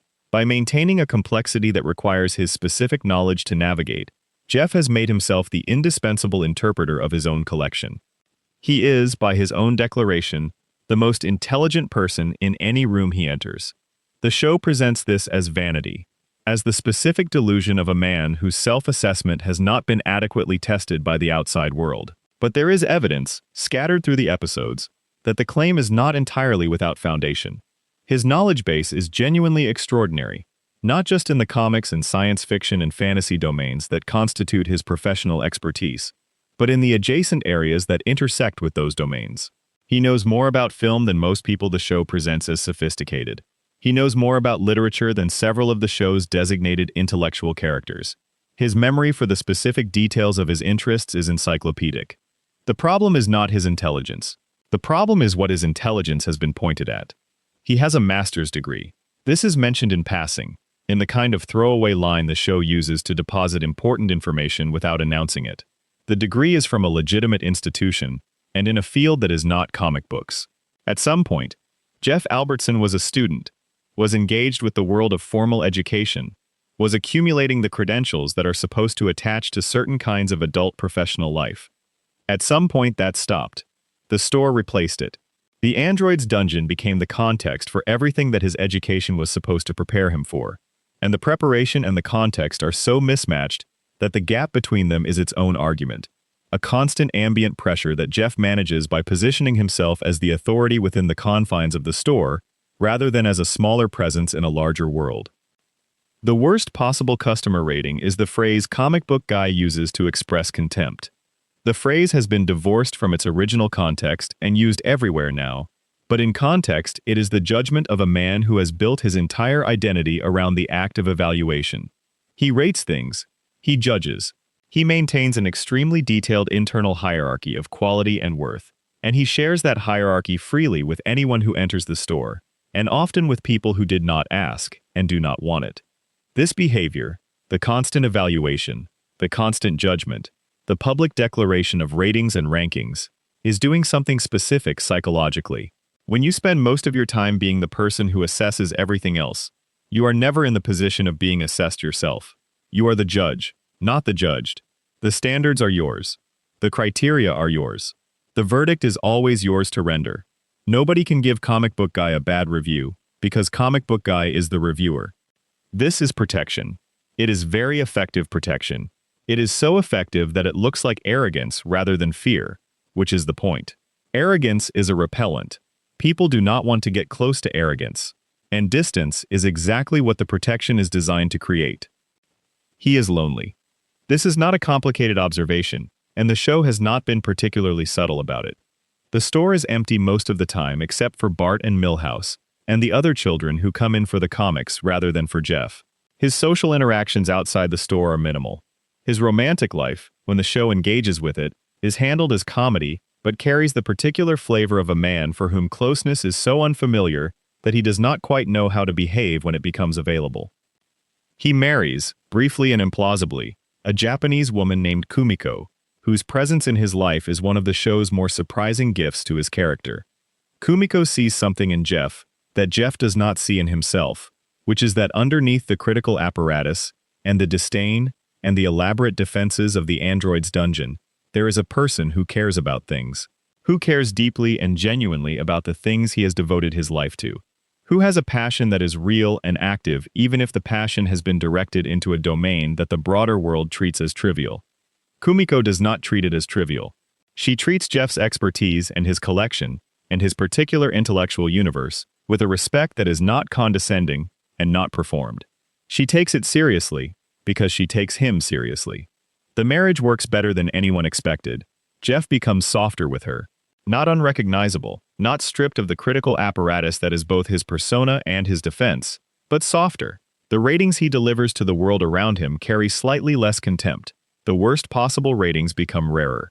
Springfield has not been kind to Jeff Albertson in the ways that matter most to him. Nobody has walked into the android's dungeon and said, "You know, you have done something extraordinary here. You have built a collection and a knowledge base that represents a genuine commitment to something." Nobody has asked what the master's degree was in, or what Jeff was planning to do with it. Nobody has looked past the dark store and the odor of old paper and the elaborate critical posturing and said, "What are you actually like?" Kumiko asked. Kumiko found out. But Springfield at large still calls him comic book guy, still treats the store as a joke, still uses his pronunciation of worst possible as a punchline in the broader culture, without knowing his name or his degree, or the specific shape of what the disdain is protecting. Jeff Albertson knows all of this. He is intelligent enough to know all of it, and he stays behind the counter of the android's dungeon, in the dark, among the old paper, being the person who evaluates rather than the person who is evaluated. And occasionally, in the evenings, when the store is closed and Kumiko is home, and the system does not require maintaining, he reads. He reads the things he loves, the way he loved them before they became his livelihood, before they became his identity, before they became the walls of the android's dungeon. He reads them the way a person reads something true, which is alone and quietly, and with the specific pleasure of being in the presence of something that has never disappointed him the way people have. Section 10. Kent Brockman, Sideshow Mel, and the Springfield Media Machine. The news in Springfield is not information. This requires establishing clearly, before anything else can be said about Kent Brockman, or about the media ecosystem he occupies. The news in Springfield is performance. It is the performance of information, the staging of knowledge, the arrangement of events in a sequence that produces a feeling of being informed without necessarily producing the actual state of being informed. The distinction matters because everything that Kent Brockman does, everything that Channel 6 News does, everything that the Springfield media apparatus does, is calibrated to produce the feeling rather than the substance. Kent Brockman has been Springfield's most visible media personality for 36 years. He is the face that the town sees when it turns on the television to find out what is happening. His face is the frame through which Springfield processes its own events. His delivery, that particular television news cadence of measured gravity, leavened with the suggestion of casual authority, is the voice of record for everything that happens in the town. And Kent is not stupid. This is important. The show allows him to be vain and compromised, and willing to switch his reporting in real time, based on whoever appears to be winning the current situation. But underneath the performance there is a genuine professional intelligence. He knows how to construct a story. He knows how to select the image that will produce the emotional response the broadcast needs. He knows how to phrase a question that sounds neutral, while leading the person being questioned in a particular direction. He is good at television news. The problem is that television news is itself the problem. His most famous moment in the show is the alien ant farm incident, in which Kent, upon receiving what he believes to be information that alien insects are taking over the country, immediately and without visible internal conflict switches from his previous stance to full collaborative enthusiasm with the supposed new authorities. He does this on camera, mid-broadcast, without any acknowledgement that this represents a departure from his previous position or from any journalistic standard of behavior. The audience watching at home, the Springfield audience, does not react to this with the alarm it should generate. They process it as information. Kent is telling them something. Kent is the person who tells them things. Therefore, the thing Kent is telling them is true. This is the mechanism that makes Kent dangerous in a way that is separate from his individual character. He is not malicious. He does not wake up in the morning and plan to misinform Springfield. He wakes up in the morning and plans to produce a broadcast that is successful, and success in his medium means viewership, and viewership means performance, And performance means giving the audience something that produces the response his producers want. And the audience's response and the truth of the underlying events are not always the same thing. The show has given Kent a backstory that the camera-facing version of him does not acknowledge. He has a family. He has private opinions that differ from his on-air opinions, with a consistency that suggests the professional persona is not a thinner version of the private one, but a completely separate construction. Off-camera, Kent is capable of doubt. Off-camera, Kent acknowledges complexity. On-camera, Kent is Channel 6 News. And Channel 6 News does not do doubt. Sideshow Mel occupies a different position in the Springfield media ecosystem and gets considerably less credit for how well he occupies it. Mel is the current sidekick on The Krusty Show, the man who holds the position that Robert Terwilliger once held, and which destroyed Terwilliger's professional life and personal trajectory. Mel did not go to Yale. Mel did not have Robert's classical training or Robert's intellectual ambitions. But Mel is a skilled performer in ways that the sideshow role does not fully showcase. He does physical comedy well. He responds to Krusty's chaos with a timing and a specificity that look effortless and are not. He maintains the particular energy that a live children's television program requires, hour after hour, show after show, in a costume that includes a bone through his hair that he wears with an absolute absence of self-consciousness, that is itself a kind of professionalism. His speaking voice, which emerges occasionally from behind the character, is educated and precise. Mel's personal life is suggested to involve a level of cultural sophistication that his employment does not call for. He has opinions about theater. He has opinions about music. He occupies the world of Krusty's show the way a classically trained musician occupies a job playing background music in a restaurant, with full competence and a private awareness of the gap between what he is doing and what he is capable of. The Krusty Show will never close. Krusty will never retire. Mel will remain the sideshow for the entirety of the show's run. The bone in his hair, the performance intact. The private Mel behind the performance unexplored.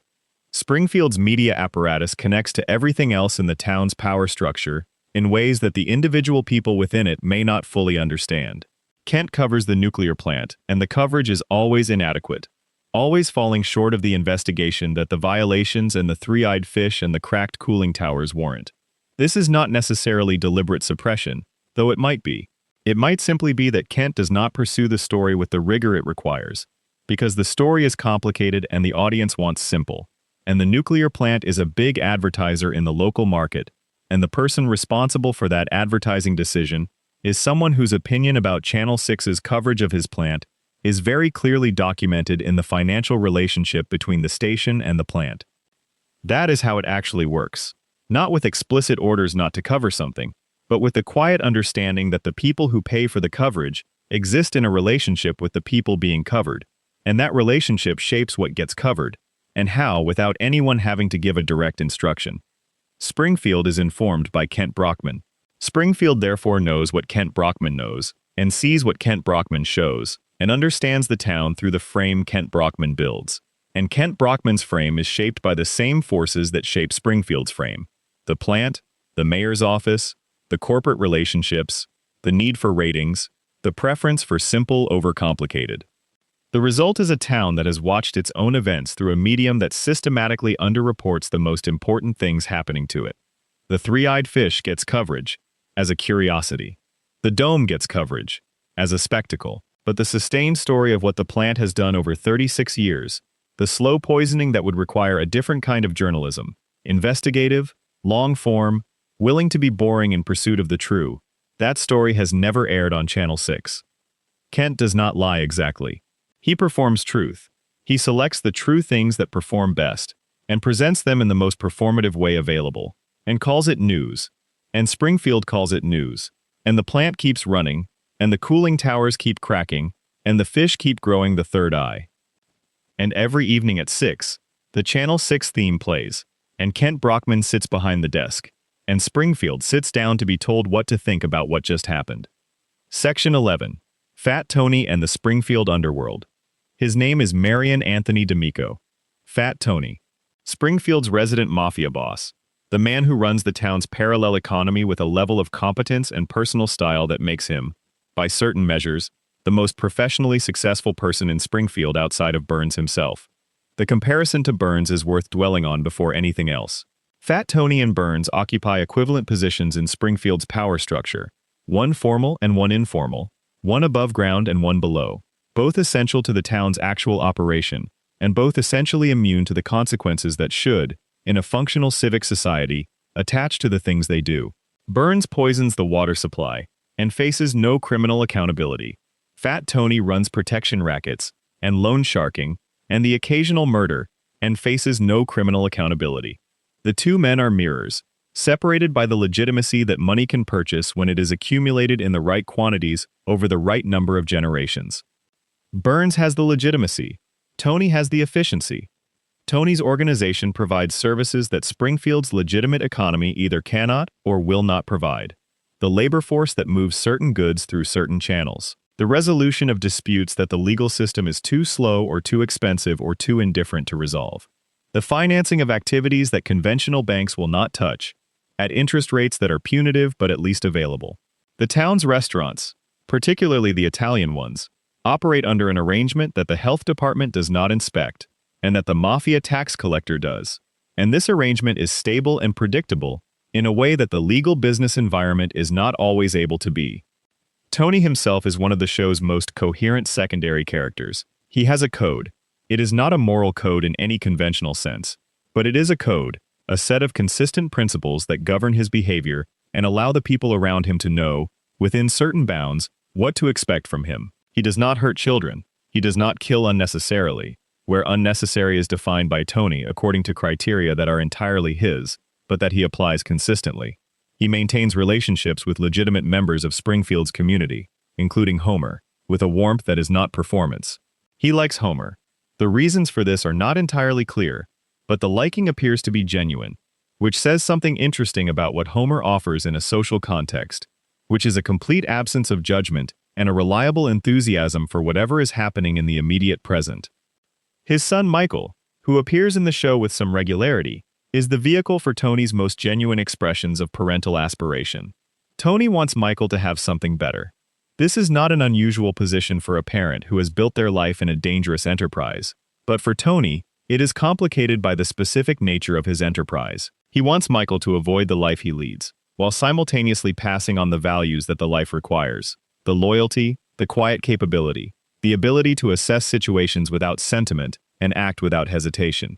The values and the life are not easily separated. What Tony is trying to do with Michael is keep the character and change the context. Whether this succeeds is something the show visits and then leaves unresolved, because Michael's trajectory is not the show's focus, but the trying matters. The image of Springfield's most prominent criminal entrepreneur, attending his son's school play, and sitting in the audience with the same anxiety that every parent in the audience carries. That image is one of the show's quieter comedy beats. And it is quiet because the comedy is indistinguishable from something true. Tony at the school play is absurd. Tony at the school play is also just a father at a school play, worried about whether his kid will remember his lines. His relationship with the legitimate side of Springfield's business community is one of the more interesting unexplored elements of his character. He eats at Springfield's restaurants. He frequents its businesses. He participates in the town's surface economy while simultaneously operating the infrastructure beneath it. He pays taxes, or some version of taxes, because the visibility of his operation requires a certain amount of legitimate financial behavior to maintain the cover of legitimacy. He attends community events. His children go to school with other children. He is, on the surface, a businessman. The surface is very thin. Everyone in Springfield who is old enough to understand how the town works understands what the thin surface is covering. But the thin surface is maintained by mutual agreement, because acknowledging what is beneath it would require someone to do something about what is beneath it, and doing something about it would require a law enforcement apparatus capable of mounting an investigation, and Springfield's law enforcement apparatus is Wiggum. Fat Tony's operation is safe from investigation for the same structural reason that Burns's plant is safe from investigation. Not because they are hidden, not because they are subtle, because the institutions designed to investigate them are incapacitated by the same forces that the institutions are supposed to investigate. It is a closed loop. Burns's money keeps Wiggum in office. Wiggum's incompetence allows Tony's operation to run without interference. Tony's operation provides goods and services that the town depends on, which keeps the town from pushing for reform, which keeps Wiggum in office, which keeps Burns's violations unchallenged. Everyone is held in place by everyone else. Nobody pulls the thread because pulling any thread destabilizes everything. Tony understands this. He has understood it for his entire professional life. He operates within it, not by breaking the rules but by understanding the rules so thoroughly that he can achieve his objectives within their constraints. He is, in this sense, Springfield's most sophisticated political actor, more sophisticated than Quimby, who is crude, more sophisticated than Burns, who is brutal, more sophisticated than anyone else in the power structure, because Tony has no institutional protection and therefore cannot afford to be crude or brutal. He has to be elegant. He is elegant. The suits are part of the elegance. The specific vocabulary, which is show Italian, but which carries its own consistent internal logic, is part of the elegance. The way he handles the show's comedy beats, always playing them straight, always responding to Springfield's absurdity with a dignity that the absurdity does not deserve, but that Tony provides anyway. This is the elegance of a man who has decided that how you carry yourself in ridiculous circumstances is its own form of power. Springfield's underworld is not separate from Springfield. It is Springfield, running at a different frequency, visible if you know where to look, integrated into the town's economy and social life in ways that the town does not acknowledge, because the acknowledgement would require the thin surface to crack. Fat Tony is not in Springfield's shadows. He is in Springfield's restaurants, at Springfield's school plays, at Springfield's community events. He is Springfield. He is the version of Springfield that runs without the pretense that the rules apply equally to everyone, which makes him, in a particular and uncomfortable way, the most honest man in town. Section 12. Disco Stew, Professor Frink, D.R. Hibbert, and the Forgotten Professionals. Springfield has professionals. This needs to be said plainly, because the town's dysfunction can obscure how many people with genuine expertise and genuine education are present in Springfield and failing to fix it. The town has a doctor, multiple doctors. It has a scientist, Professor Frink, who by any measure of academic productivity and creative output is among the most inventive minds in the country. It has a lawyer, Lionel Hutz, who is terrible but present. It has a dentist and a psychiatrist and a high school music teacher. It has Disco Stew, who is not a professional in the same sense, but who represents something that the others do not. Start with Frink, because Frink is the most important. Professor John Frink is a scientist. The show is deliberately vague about what kind of scientist he is, because what Frink does is not really constrained by any single discipline. He builds devices. He conducts experiments. He operates a laboratory that is cluttered with equipment that should not exist yet, and that the show has used to introduce plot technologies when the episode requires something that cannot be achieved through conventional Springfield means. Frink has produced levitation technology, shrinking technology, matter transportation, artificial intelligence, devices for communicating with the dead. He has done all of this in Springfield, in a shack, on a shoestring budget, without any institutional support from the university he is nominally affiliated with or from any of the government agencies that should be very interested in what he is producing. Professor Frink, who has solved several of the most significant unsolved problems in applied physics and engineering, teaches at Springfield's local institution, drives a car that is held together by faith, and cannot consistently get people to take him seriously in a conversation. The voice helps explain this.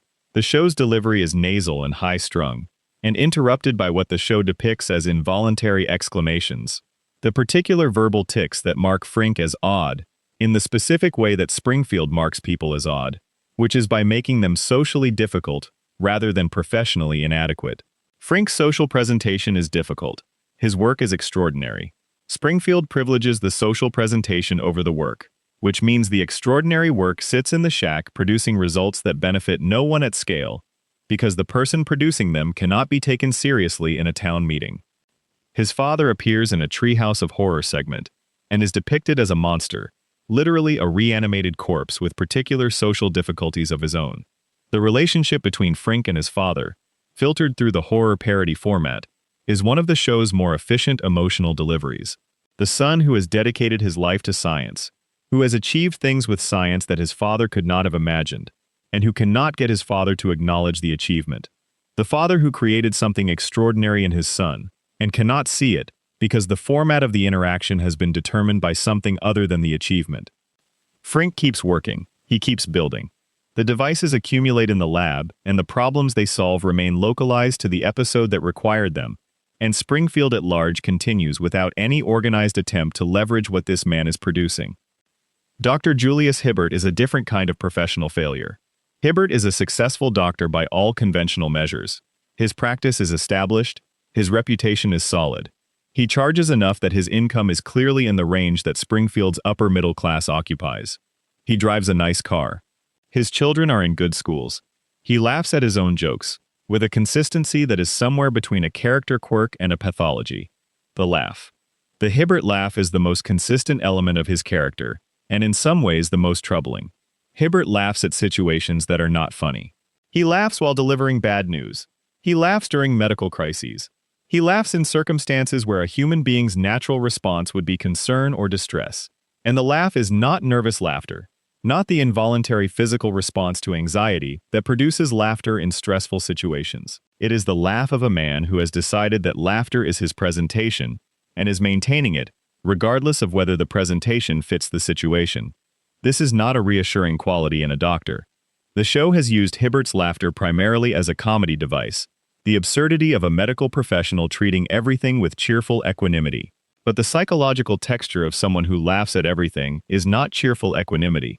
It is a very specific relationship with emotional display, the decision to maintain a single effective register in all circumstances, which is the decision not to be present for the emotional reality of the situations you are in.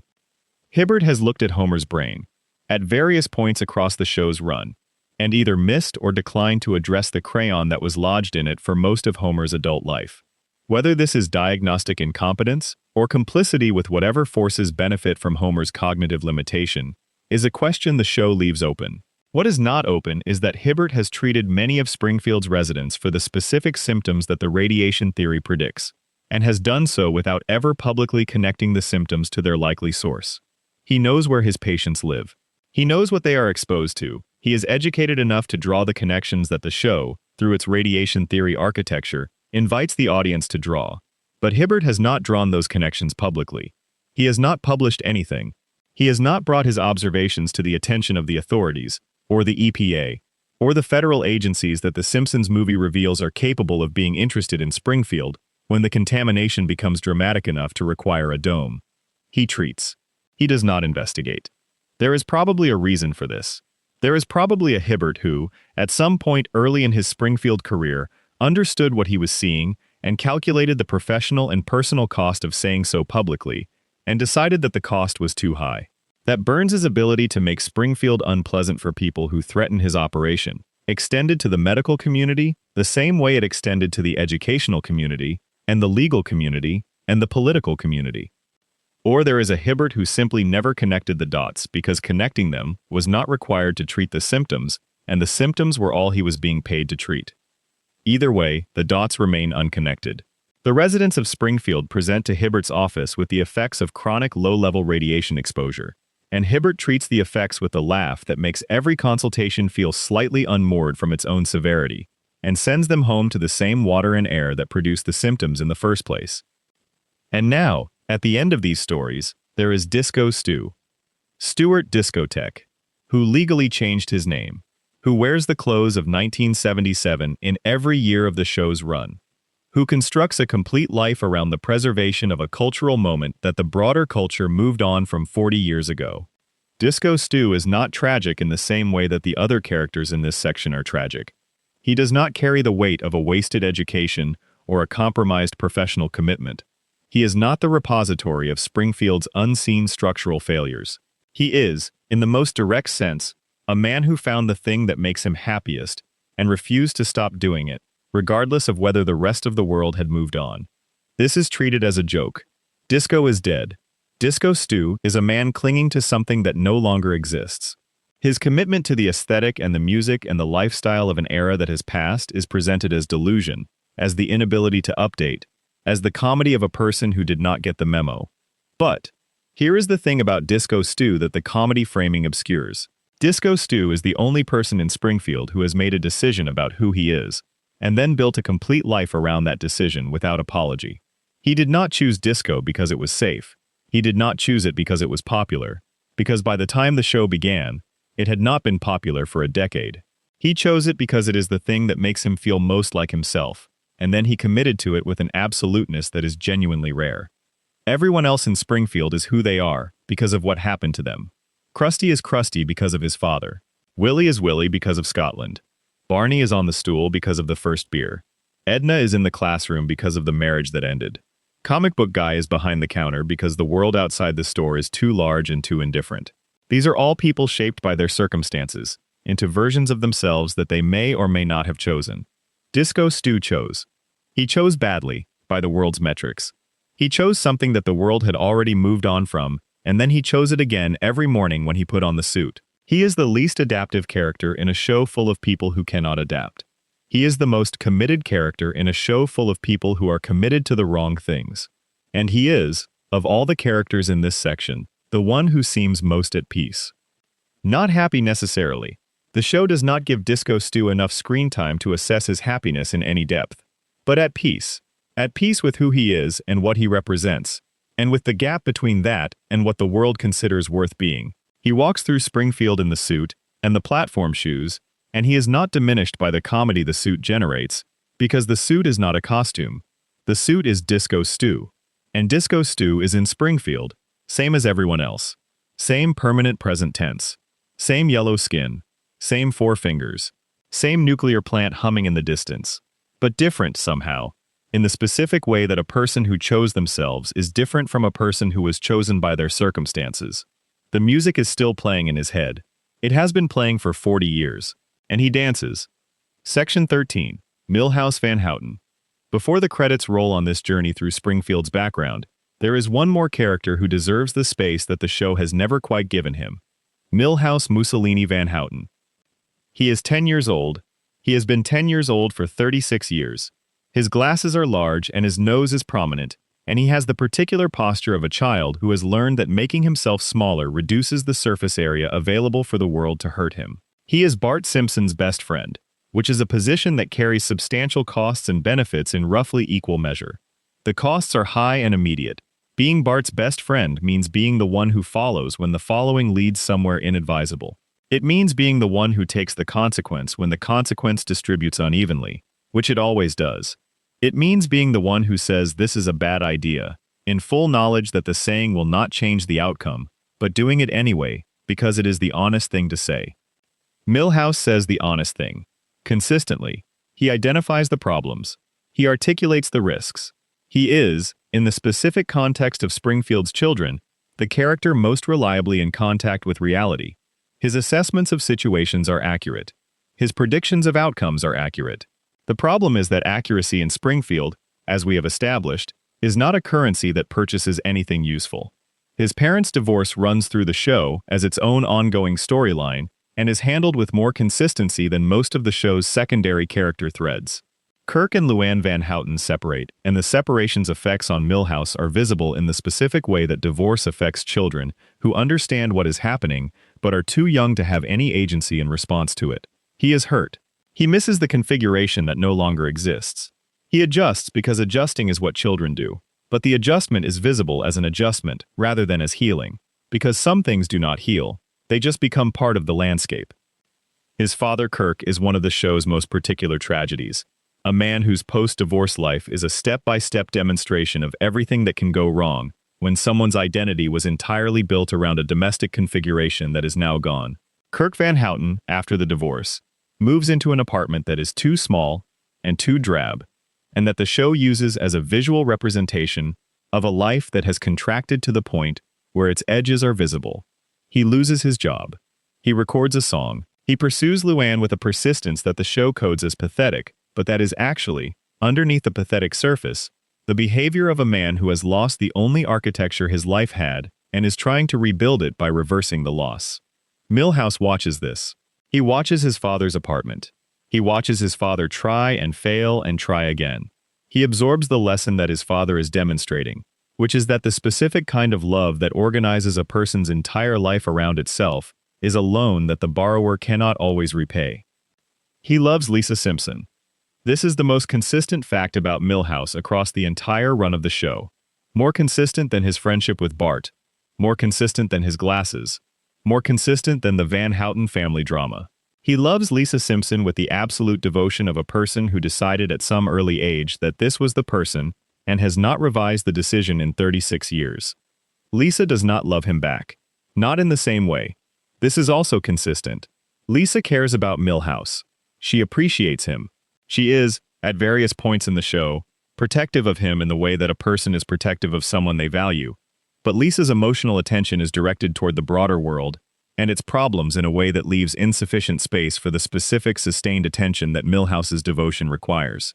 Lisa wants to fix large things. Milhouse is offering a small thing, a kitchen table thing, the thing of being the person who is consistently there, consistently devoted, consistently yours. And Lisa, who is 8 years old and brilliant, and looking at a world that contains enormous problems, does not want the small thing right now. This is not a flaw in either of them. It is a mismatch of temporal orientation. Milhouse is ready for the permanent. Lisa is not ready for the permanent. In a show where time passes, this would eventually resolve in one of two directions. They would either come together, or they would permanently diverge, and both of them would find the configurations that match their actual needs. But time does not pass in Springfield, which means Milhouse has been in love with Lisa for 36 years without resolution. He has been 10 years old and in love with a girl who is not ready for love for longer than most of the audience has been alive. He wakes up in the permanent Springfield morning and puts on the glasses and goes to school where Lisa is and is in love with her again. The same love, in the same configuration, at the same intensity that it has always been. There are flash-forward episodes where Lisa and Milhouse have found each other as adults. The show gives you that future occasionally, in the glimpse episodes, and it is a future that makes a particular kind of sense. The people that Lisa and Milhouse become as adults are people who fit in ways that their 10-year-old selves cannot yet accommodate. But then the flash-forward ends and they are 10 again, and the gap between the now and the future is 36 years wide, and bridgeable only in imagination. Milhouse is the character who embodies most completely what the floating timeline cost the people inside it. He is not the most dramatic case, not the most visibly damaged, not the most structurally compromised. He is just a child who has been waiting, for 36 years, to grow up enough for the person he loves to be ready. And the clock does not move. Springfield stays exactly where it was.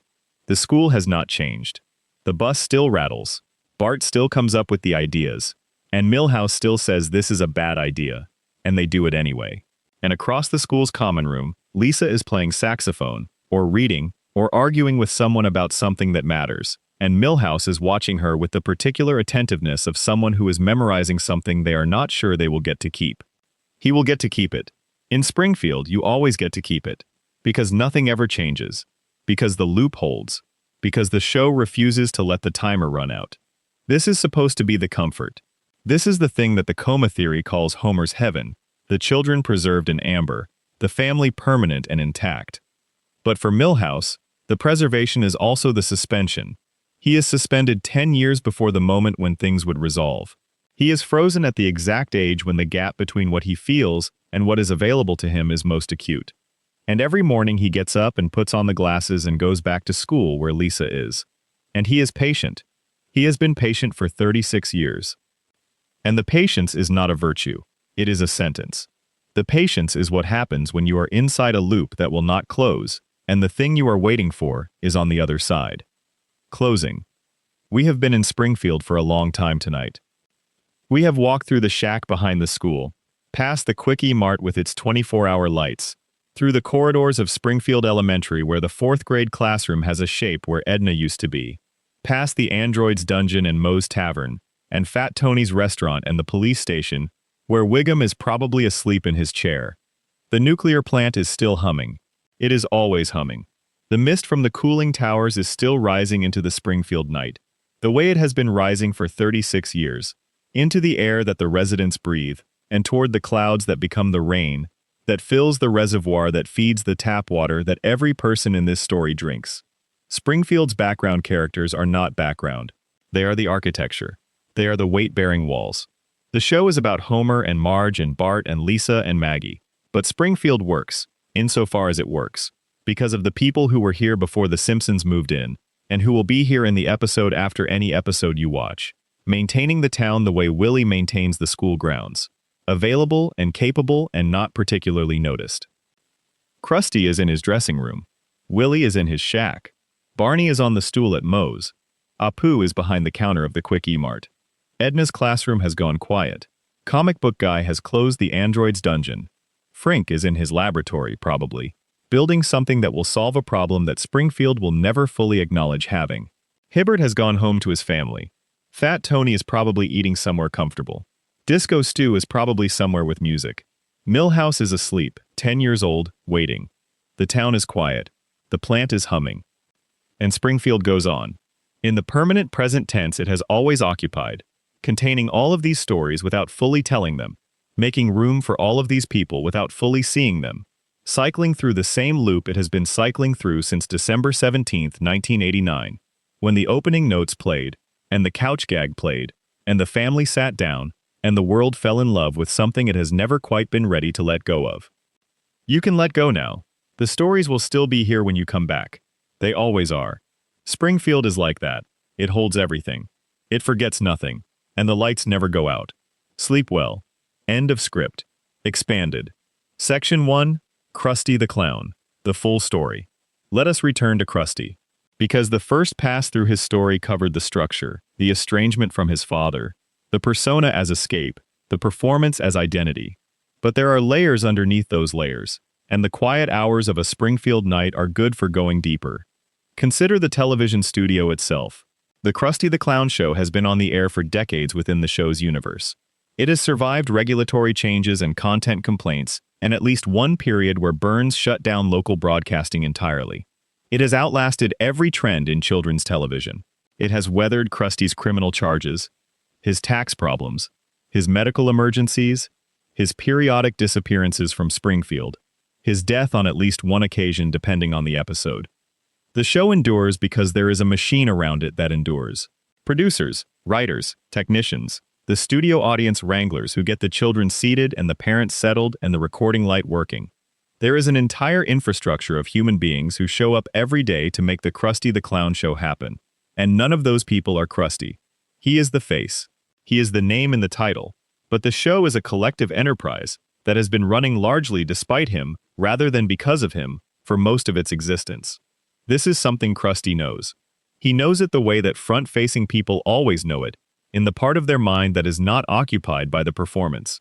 He knows that if he did not show up tomorrow, someone would be found to wear the grease paint, and the show would continue, and the children in the studio audience would laugh at whoever it was, and in 3 weeks, they would not remember the transition. The machine would absorb the change and keep running. He is replaceable. The most famous face in Springfield is replaceable. And knowing this, he keeps showing up anyway, keeps putting on the makeup, keeps smoking through the preparation, keeps delivering the performance that has made his face the most recognizable face in the town.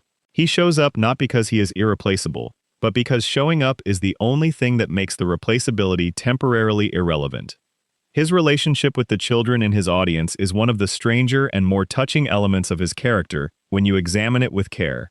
Krusty does not like children in any visible way. He is impatient with them. He finds their enthusiasm exhausting. He does not engage with their actual questions or interests with any of the warmth that the professional context seems to require.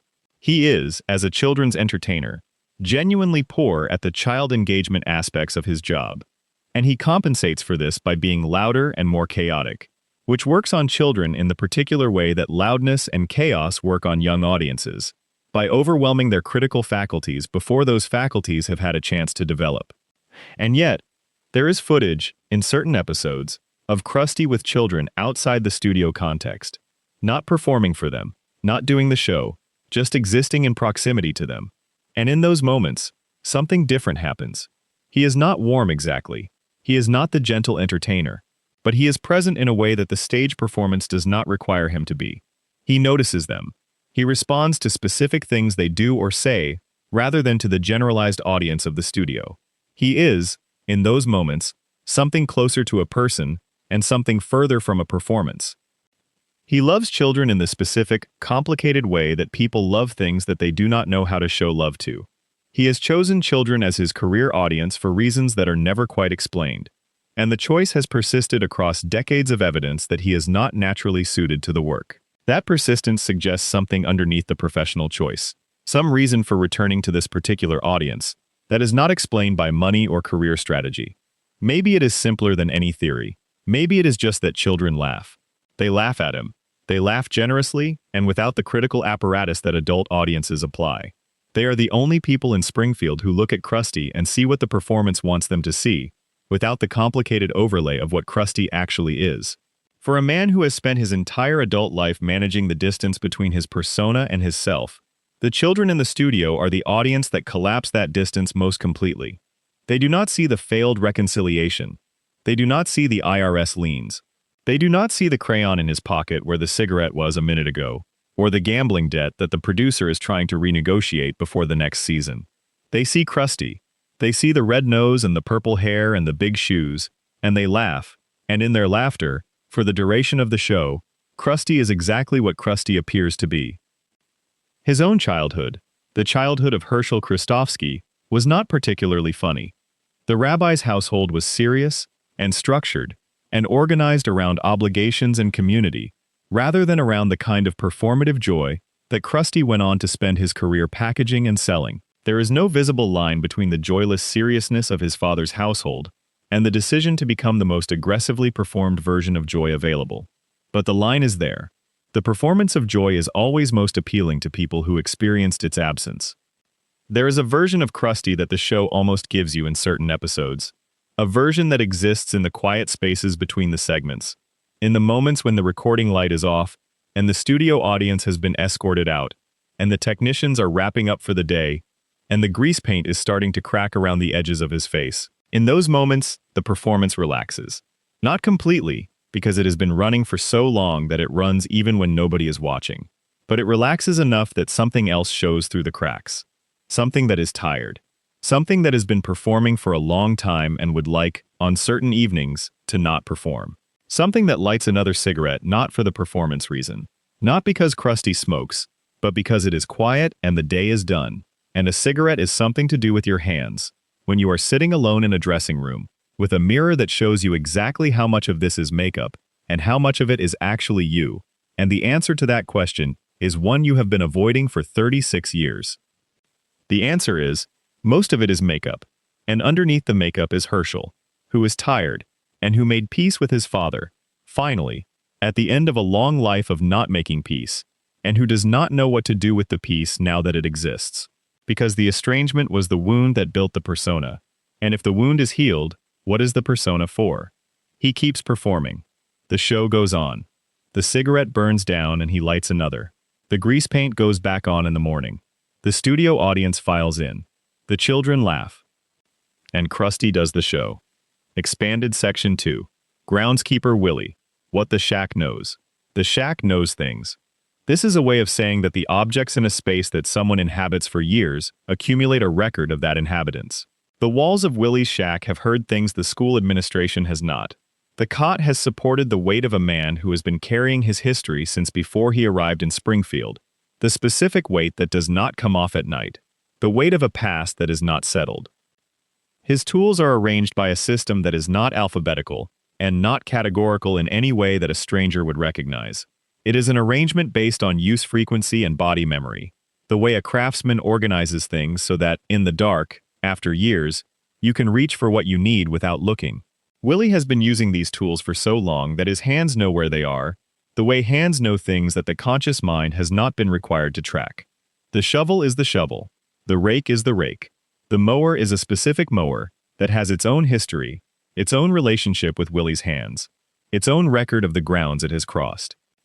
The school grounds in winter are a particular task. The Scottish background makes him competent with cold in a way that most of Springfield's residents, acclimated to a more temperate expectation of weather, are not. He does not have to adjust to a blizzard. The adjustment is already built into him. He puts on the same clothes he wears in autumn, and he begins, and the grounds are cleared, because they need to be cleared, and because Willie is there to clear them. The children do not understand what the grounds would look like without him. They have never seen the grounds without him, because he has been there for the entirety of the show's run. The grass is mowed because Willie mowed it. The leaves are cleared because Willie cleared them. The snow is gone from the path because Willie was up before any of them to remove it. The school's exterior, which is the first thing the children see every morning, is maintained and functional and unremarkable in the specific way that good maintenance makes things unremarkable. Unremarkable is the highest compliment you can pay to groundskeeping, and it is a compliment that nobody pays, because unremarkable is invisible, because the whole point of good maintenance is that you do not notice it, and not noticing it means not thanking the person who made the not noticing possible. Willie has never been thanked, not in any meaningful, sustained, institution-level way. Occasionally an episode will give him a brief acknowledgement, a line from a character that recognizes his contribution, and the show uses it and moves on. But the acknowledgement is not institutional. The school does not have a policy of appreciation. The district does not have a maintenance recognition program. Willie is the maintenance, which means Willie is invisible, which means Willie persists in the shack behind the school, doing the work, in the structure that makes his work a precondition of his housing. The shack's walls, if they could speak, would have a story that covers everything from before most of Springfield's current residents were born. They would have the sound of equipment maintenance in the late evenings, the specific rhythmic work of sharpening and oiling and cleaning that extends the life of tools. They would have the sound of weather, rain on the thin roof, snow accumulating on the flat top, the particular sound of a Springfield winter coming in around the edges. They would have the sound of a man alone, which is different from the sound of a man unhappy, but which overlaps with it in ways that the walls would know. Scotland is the unseen character in Willie's story. Scotland is the place that made him what he is, that gave him the body, and the cold tolerance, and the specific hardness that the show has always used for comedy, but that is actually the product of a real process. Real cold, real hardship, real circumstances that produced a real person who ended up in a shack in an American suburban school, because the trajectory of his life ran through those specific coordinates. He tends graves, when the show allows it. This is one of the quieter recurring elements of Willie's character, not the center of any particular storyline, but present as a background detail in certain episodes. He knows what to do around graves. He moves through that space with a quiet that does not surface in his interactions with people or machinery. The graves know something Willie cannot always show, which is that underneath the volume and the shouted Scottish pride, and the removal of the shirt for physical comedy purposes, Willie has losses. Specific losses. People-shaped losses. The kind that do not talk about themselves but that organize the space around them. The episode where Willie's past is most directly addressed, whatever version of it the show happens to be using in that season, always contains a moment where the volume drops, where something cuts through the performance of being Willie, long enough to show what the performance is performing over.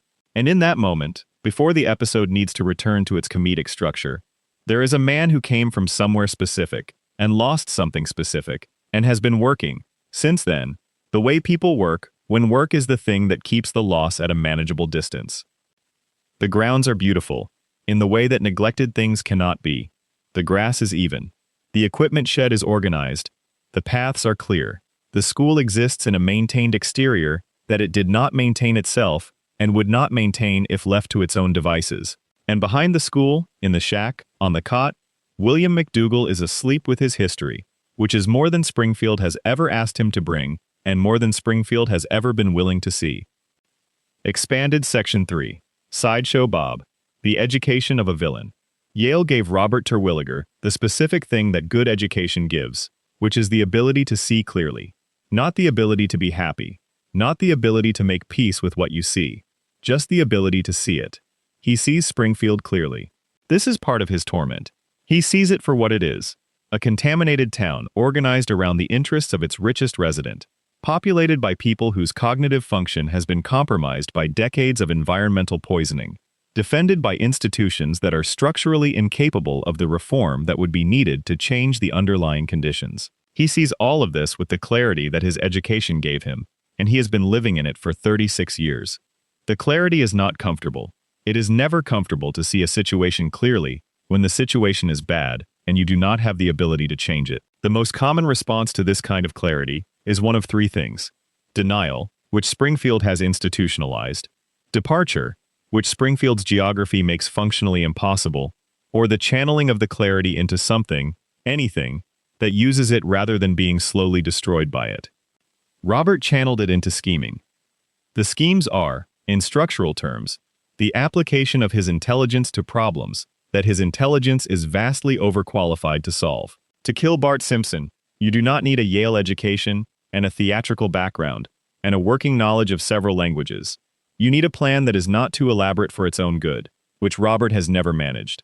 Every plan he devises is more complex than necessary, because his intelligence requires the complexity. A simple plan does not use what he has. A simple plan is the plan of someone who does not have what Robert has, and accepting a simple plan would mean accepting that his gift is irrelevant to the task. So he makes complex plans. The complexity defeats them, because complexity introduces failure points, and Bart Simpson finds the failure points with the intuitive ease of a child who has been navigating the failure points in adult systems since he was old enough to understand that adult systems had failure points. The recurring defeat is the defining structure of Robert's life. He is intelligent enough to build things. He is not intelligent enough to build things that a 10-year-old cannot dismantle. And this asymmetry, which should resolve after the first few iterations, which should update his priors and lead him to a new approach, instead calcifies into the pattern. He keeps building. Bart keeps dismantling. The loop continues. There is an episode where the show allows Robert a genuine exit from the loop. An episode where he is genuinely rehabilitated, where the schemes have stopped and he is engaged in something constructive and meaningful. He is teaching, in some capacity. He is using what he knows. He is the person that Yale made, without the crimes, without the prison, without Bart. And then something happens. The show's structure demands that the rehabilitation be temporary. Robert cannot stop being Sideshow Bob, because Sideshow Bob is the character, and the character is the loop. But the episode of rehabilitation, however brief, is the show's proof of concept. Robert is capable of a different life. The person underneath the schemes is a person who can teach and contribute and engage with the world without trying to murder anyone. That person exists. He has existed this whole time. He is the Yale graduate, the classically trained performer, the man who tends gardens in certain episodes and listens to opera and cares genuinely about his son. He comes back to Springfield because Springfield is where his story lives. And in Springfield, the story of Robert Terwilliger is the story of Sideshow Bob, which is the story of the schemes, which is the story of Bart. He cannot be the other version of himself in Springfield, because Springfield does not have a place for the other version of himself. The town has already defined him, and the definition is Bob, and Bob is what he performs. Cecil is somewhere in all of this, the brother whose ambitions ran parallel to Robert's, and whose outcomes have been similarly catastrophic. The Terwilliger family, with its culture and its expectations, produced two sons who turned their intelligence against the world rather than toward it, in response to a world that did not value what they offered in the ways they expected it to. The world was wrong to not value it. They were wrong in their response. Both of those things are true, and neither one cancels the other. Robert's greatest opera performance will never be seen by an audience. His most elegant plan will always be foiled by a child. His best days as a teacher will always be temporary. Springfield has him. Springfield will always have him. And somewhere in the Springfield that the show imagines, in a cell or on parole or planning the next scheme, Robert Underdunk Terwilliger Jr. is reading something. He is always reading something. His mind does not stop because his circumstances are constrained. The education goes on inside the constraints. The intelligence keeps working. The clarity keeps seeing. And somewhere in the middle of the next scheme, as the complexity accumulates and the failure points multiply, and Bart Simpson is already finding the ones that Robert has not noticed, there is a moment where Robert knows. He knows before it falls apart that it will fall apart. He can see it coming with the specific clarity that his education gave him, and that Springfield will never let him use for anything that works. He proceeds anyway, because the alternative is not scheming. The alternative is being still, and being still in Springfield, with that education, and that clarity, and that particular view of what the town is, and what has happened to everyone in it, is the thing that Robert Terwilliger cannot survive. So he schemes. And Bart foils him. And the loop continues. Expanded Section 4. Patty and Selma. The apartment at night. There is something that happens in the Bouvier apartment after the television turns off. Not the thing the show shows you, which is usually the two of them on the couch with cigarettes during It Never Ends, or getting ready for work in the morning, with the mechanical efficiency of people who have done this particular routine so many times that it requires no thought. What happens after is the part the show does not show, the part that exists in the permanent Springfield night between when the last scene ends and when the next episode begins. The apartment is quiet. The television is off. The MacGyver photographs on the wall are visible in the dark because the lights from the street come through the thin curtains and catch the glass in the frames. It is a particular kind of quiet that comes from two people in a shared space not talking to each other. Not because they are angry or estranged, but because they have been in each other's company for long enough that silence is not the absence of communication. It is communication. Patty is awake longer than Selma. This is not something the show establishes as a fact, but it is the way the apartment feels when you imagine it. Selma has the quality of someone who, when she finally releases the day, releases it completely, drops into the particular gravity of sleep that comes with not carrying hope about tomorrow. She has stopped hoping that tomorrow will be different in the ways that matter most, and the relinquishment of hope is its own form of rest. She sleeps well, probably.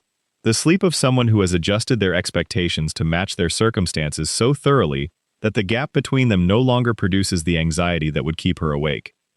Patty stays awake, not with the restless energy of someone in distress, with the quiet attention of someone who is most herself when no one is watching, when the performance of being Patty and Selma is not required, when she does not have to maintain the unified front that the world needs them to present.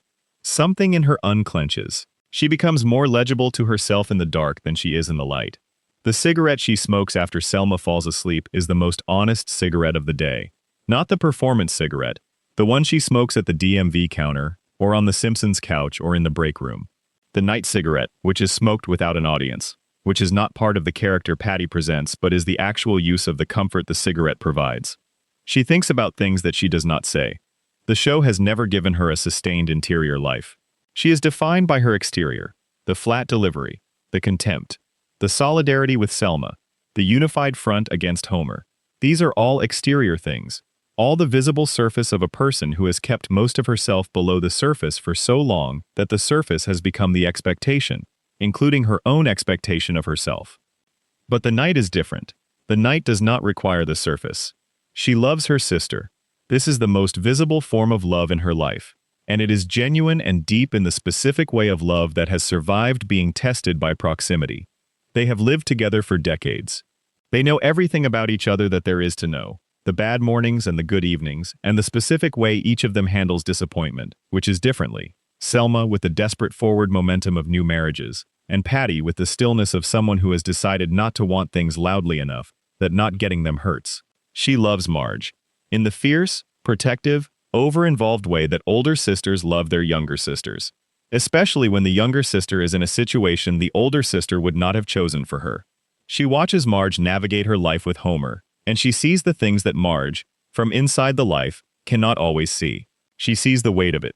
She sees the accommodation and the patience, and the particular way Marge has organized her considerable intelligence and capability around making Homer's inadequacies workable, rather than around pursuing what she herself might be capable of without the accommodation. Patty sees all of this from the outside, and says nothing useful about it, because Marge does not want her to say anything useful about it. Marge has chosen Homer.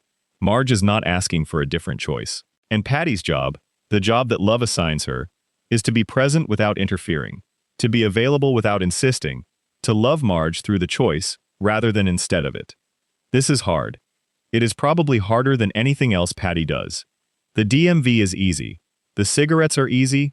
The unified front with Selma is easy, because it is a front they built together, and they know how to maintain it without effort. But watching Marge is hard, because caring about someone and being unable to improve their situation is the particular helplessness that love makes available to people who are paying close enough attention to see what needs improving. The clock in the apartment moves toward morning. The cigarette is finished. Selma is breathing with the regularity of untroubled sleep. The MacGyver photographs catch the light. Tomorrow the alarm will go off, and they will perform the routine with the mechanical efficiency of people who have done it thousands of times. The cigarettes will come out. The contempt will be ready. The unified front will be in place before they reach the door. But tonight, in the quiet apartment, Patty is awake, and the apartment does not require anything of her.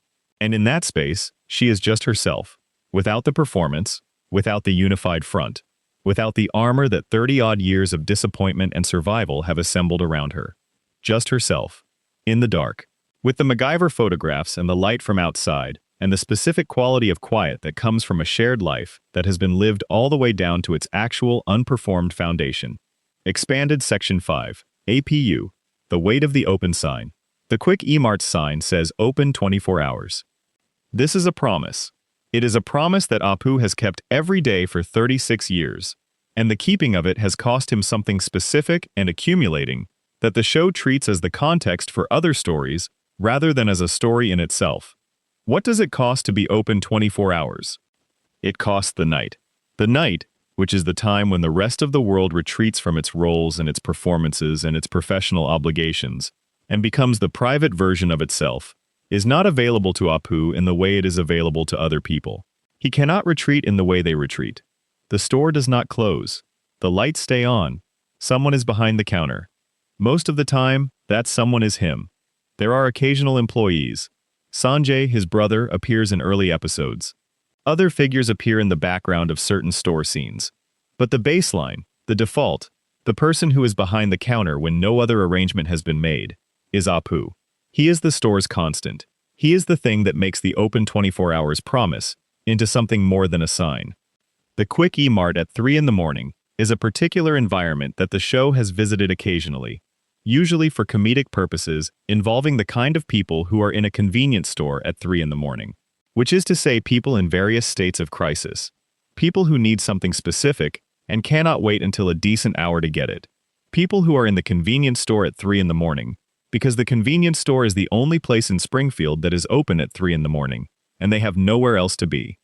Apu has served all of them. He has been present for the whole range of Springfield's 3 in the morning population, from the benign insomniac to the actively threatening. He has absorbed the experience of being the person behind the counter for all of it, and the experience has shaped him in ways that the daylight version of the store does not make visible. He is careful. This is the word, not cautious, which implies a specific threat being managed. Careful. He is careful with things, with people, with the store, with the octuplets who are somewhere upstairs while he is downstairs, and who need their father to be careful so that he continues to be available to them. The carefulness is the product of knowing exactly how much depends on him being here, behind the counter, when the store is open, which is always. His prayers happen in the store, not always in the private space where his shrine is. Sometimes, during a quiet hour, during the specific quiet that happens between the last drunk customer of the night and the first early worker of the morning, Apu prays in the store, in the aisles, among the products. It is not a performance. Nobody is watching at 3 in the morning. He prays because the store is his space, because he spends more time in the store than anywhere else. Because if the divine is accessible, then it is accessible here as much as anywhere. The PhD is in a drawer somewhere. This is not a metaphor. There is literally a drawer in the apartment above the store that contains the physical credential, the piece of paper that documents what Apu accomplished in a computer science program at a prestigious institution. He put it in the drawer, probably, at the point when the distance between what it represented and what his life had become was too large to make it comfortable on the wall. Some people frame their degrees.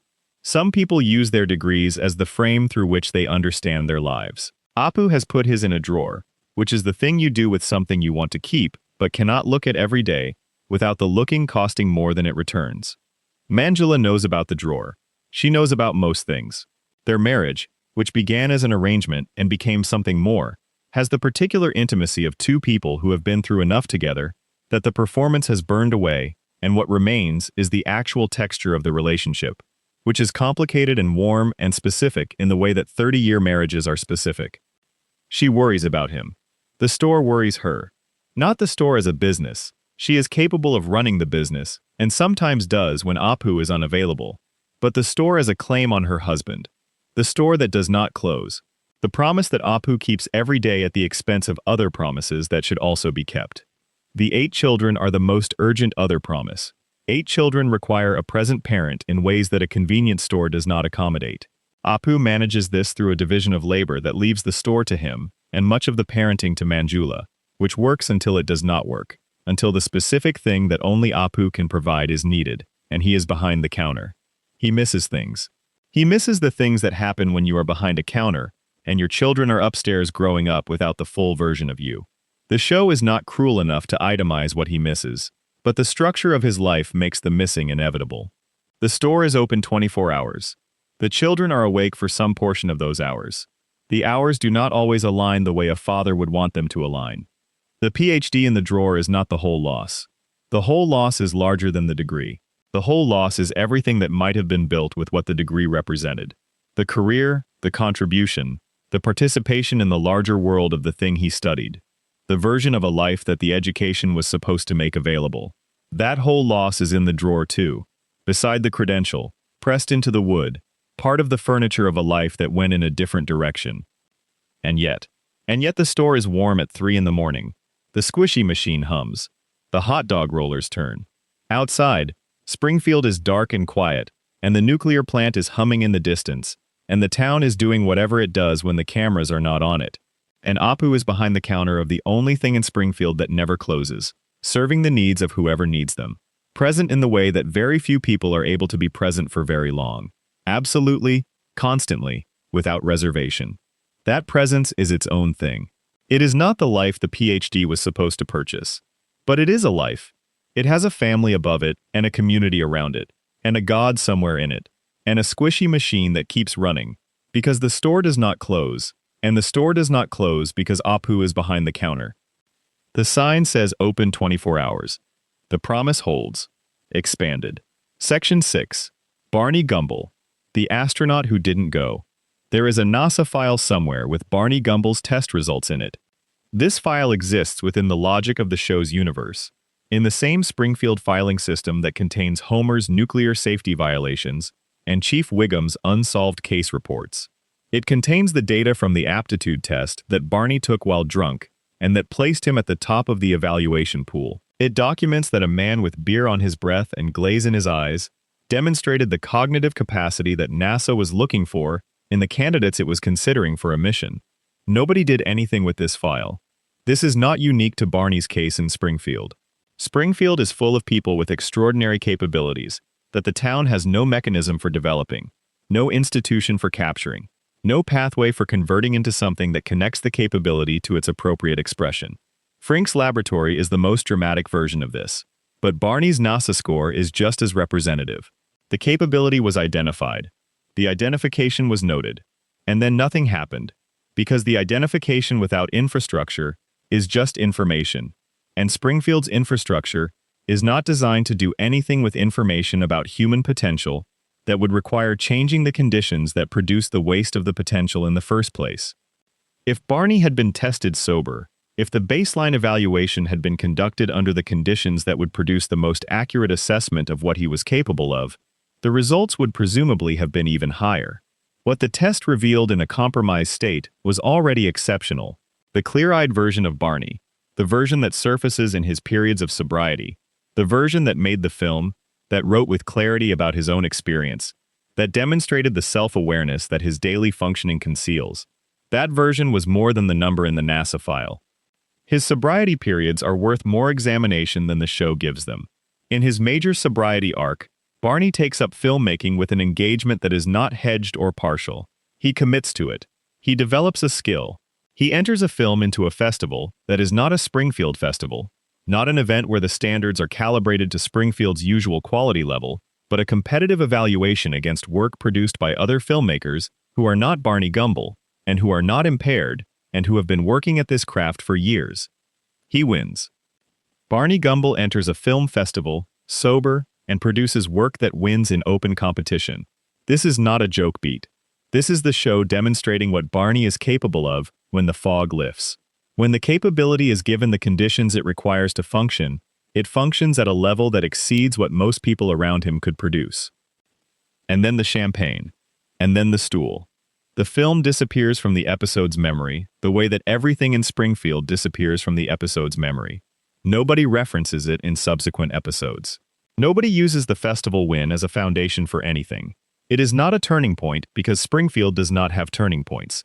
It is an episode, and then the next episode, and the stool is there in Moe's waiting for him because the stool has always been there. Moe's relationship with Barney is the show's most honest portrait of what it actually looks like to watch someone you care about choose self-destruction over and over. Moe is not innocent in this. He serves the beer. The bar is his livelihood, and Barney's tab is part of the livelihood. The relationship is entangled in commerce in a way that makes the caring complicated, because the caring and the complicity occupy the same space. Moe cares about Barney, and serves Barney the beer that prevents Barney from being the person Moe can see Barney is capable of being. There is an honesty to this that the show does not fully investigate, but that it does not conceal. Moe keeps the bar because the bar is his life's work and identity and source of income. Barney fills the stool because the stool is his. The mutual dependence is real. The mutual damage is also real. And both of them know both of these things. And they proceed anyway because the alternative to this particular arrangement is an alternative that neither of them has figured out how to build. The other regulars at Moe's fill out Barney's social world in ways that are both rich and limited. They are, all of them, men who have chosen the bar as their primary social context, which means they have made the same trade that Barney has made, the trade of the larger world for the smaller one that the bar provides. The bar is comprehensible. The bar has rules that everyone in it understands. The bar does not require anything of you that you cannot perform in the condition you arrive in. It is, in this way, the most accepting social institution in Springfield, and the acceptance is both a gift and a trap. Homer is at the bar sometimes. Homer is Barney's oldest friend. Their history predates the show. They were young together in Springfield, before Homer had Marge and the family and the house on Evergreen Terrace, before Barney had the stool and the tab and the decades on the stool. They were people together before they were characters, and something of that earlier configuration persists in their friendship. Not the detail of it, not the specific things they shared when they were young, but the familiarity, the particular ease of two people who were in the same room when they were becoming whoever they were going to become. Homer does not understand Barney's drinking. This is not because Homer does not drink. Homer drinks. But Homer's drinking is recreational and social, and not the organizing fact of his existence, in the way that Barney's drinking is the organizing fact of his. Homer drinks at the bar. Barney lives at the bar. The distinction is large, and Homer, for reasons related to his cognitive limitations, and his tendency toward the immediate, does not consistently perceive it. This is probably a mercy. If Homer perceived it clearly, he would have to respond to it, and Homer's responses to difficult realizations about the people he loves are generally inadequate to the scale of what they are responding to. Homer loving Barney through the drinking is more useful than Homer understanding Barney's drinking and being unable to do anything with the understanding. The NASA file sits in its drawer. The film festival certificate, if it was kept, is somewhere in the unfurnished apartment that Barney may or may not have. The stool holds his weight. Moe's is warm and dark, and the beer is cold, the way beer should be. And Barney Gumble is on the stool, where he has been for 36 years, the smartest person in the room, who has organized his entire adult life around not being the smartest person in any room that matters. Expanded Section 7. Chief Wiggum. The architecture of failure. There is a particular kind of failure that looks identical to success from the outside. Wiggum has been the chief of police for 36 years. By the conventional metric of career, this is success. He has held a position of authority and responsibility for 3.5 decades. He has not been removed, he has not been demoted. He has survived political changes, budget crises, the occasional federal investigation that never quite reaches his desk, and the specific kind of community pressure that comes from a town that has watched its police department solve approximately 3 crimes in the entirety of the show's run. By the conventional metric, Wiggum is a success. By every other metric, Wiggum is the most damaging institution in Springfield. This is not a cruel assessment. It is a structural one. The damage is not personal damage, not the damage of a bad man doing harm through malice. It is systemic damage, the damage of an institution designed to protect, that has been incapacitated in its protective function, while maintaining the appearance of the function. Springfield has a police department. The police department has a chief. The chief has a badge and a car and a building and a budget. The appearance of law enforcement is fully present. The substance of law enforcement is almost entirely absent. The gap between the appearance and the substance is where Springfield's structural problems live and breathe and reproduce. Every violation at the nuclear plant that goes uninvestigated lives in that gap. Every mafia operation that runs without interference lives in that gap. Every environmental crime, every corporate malfeasance, every abuse of power that should generate a response from the institution designed to respond to abuses of power lives in that gap. Wiggum is not the cause of the gap, but his presence in the chief's position ensures that the gap stays open. A competent chief would narrow it. An honest chief would try to close it. Wiggum neither narrows it nor tries to close it, because Wiggum is incapable of the former and possibly unaware of the latter. The question of whether Wiggum is aware is genuinely complicated. There are episodes where Wiggum demonstrates a situational awareness that is incompatible with the character as presented in his most comedic appearances. He says things that are accurate. He makes observations that require a kind of intelligence the buffoon character should not have. He navigates situations with a social effectiveness that the show generally reserves for characters who are being shown as capable. These moments are inconsistent. They could be writing errors, the show's floating characterization applying different versions of Wiggum, depending on what the episode needs. They could be evidence of a character who is more capable than he usually demonstrates, who operates below his capability level, for reasons that are strategic rather than intrinsic. If the second interpretation is correct, if Wiggum's incompetence is partially performative, then the question becomes, who benefits from the performance? The answer is the same answer that everything in Springfield keeps returning to. Burns benefits. The mafia benefits. The mayor benefits. Every power center in Springfield that depends on regulatory and law enforcement failure for its continued operation benefits from a police chief who cannot, functionally, mount the investigations that would threaten those operations. Wiggum's continued presence in the chief's position is not accidental. Quimby appoints and reappoints him. Burns does not oppose his tenure. Fat Tony's people have, in at least one episode, intervened in situations that involved Wiggum in ways that could have been threatening but were not. The town's power structure appears comfortable with Wiggum in a way that it would not be comfortable with a chief who was actually good at the job. His wife Sarah is one of the show's most underexplored characters. She is present in Wiggum's life in the same domestic way that Marge is present in Homer's life, the wife who keeps the household running, and who is not particularly consulted about the professional decisions her husband makes. She worries about him in the way that police spouses worry, not just about safety, the physical danger of the job, but about the specific kind of corruption that police work in a corrupt town makes available to the people doing it. Whether Wiggum is corrupt in the specific financial sense, whether money changes hands in ways that the show is too family-friendly to depict directly, is left deliberately ambiguous. Ralph provides the emotional anchor for Wiggum's character in the way that children provide emotional anchors for characters the show is not sure how else to humanize. Ralph is the one completely uncomplicated thing in Wiggum's life. The love for his son being straightforward, in a way that nothing else about Wiggum is straightforward. When the show needs Wiggum to be genuinely sympathetic, it puts Ralph in the scene. Ralph makes his father's other failings legible as the failings of a person who is not evil, just inadequate. And inadequacy is its own kind of failure in a town where the chief of police's adequacy is the thing standing between the residents and the accumulated damage of 36 years of unchallenged environmental poisoning, organized crime, and corporate malfeasance. The badge is real, the car is real, the building is real, the failure is real. Springfield has, in Chief Wiggum, precisely the law enforcement it deserves, which is to say the law enforcement that the town's power structure has arranged for it to have, which is to say almost none. Expanded. Section 8. Edna Krabappel. The classroom as evidence.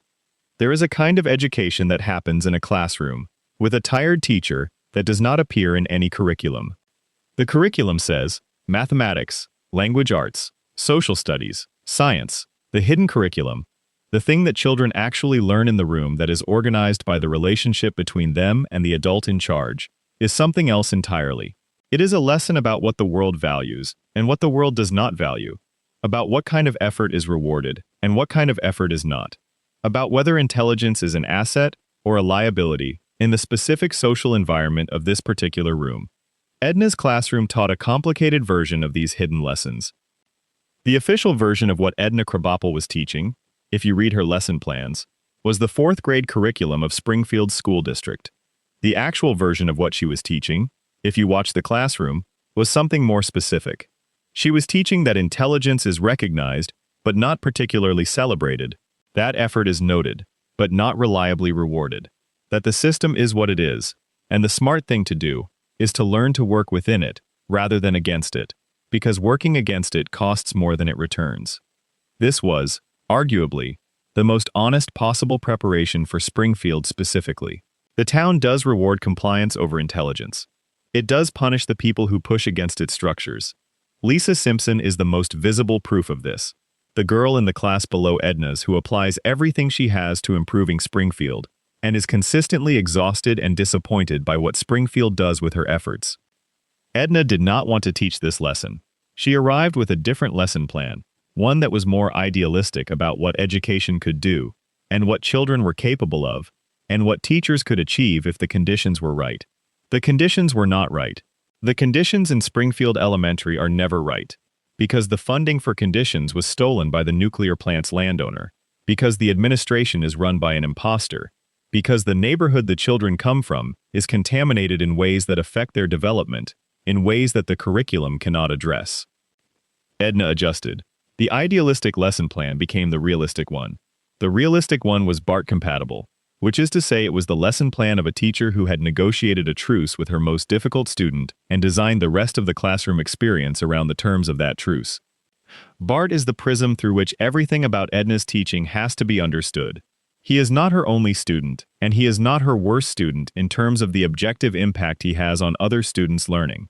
He is the defining student, the one who organized her professional existence in Springfield around his presence, the one who made certain approaches impossible and certain others necessary, the one who is still 10 years old, still in her classroom, still the most significant professional relationship of her teaching career. She cared about him, not with the warm, uncomplicated love that ideal teachers in films are shown to have for their most challenging students.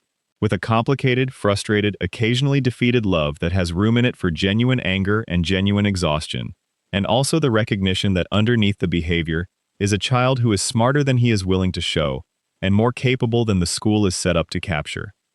She saw Bart clearly. This is her gift and her limitation simultaneously. She saw him clearly enough to not be surprised by him, not to be continually re-hurt by the things he did, because she had already anticipated them. But the clear seeing also precluded the kind of inspired intervention that might have changed something, because inspired intervention requires a teacher to believe that the change is possible, and Edna had been in Springfield long enough to understand what Springfield does to things that are possible. Ned brought something different to her life. Not the idealistic vision of what teaching or love or life could be. She had burned through that earlier, and its absence was a settled fact. He brought the uncomplicated availability that she had not found in Skinner, or in the parade of men from the personal ads. Ned was there. Ned was consistently, reliably, attentively there, which in Springfield, where people are consistently unreliable, was remarkable. She was happy with him in the specific way that adults are happy with arrangements that, while imperfect, are better than the preceding arrangements in the ways that matter most.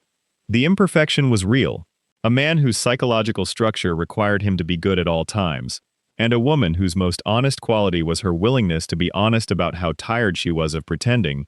These are not people who are naturally compatible.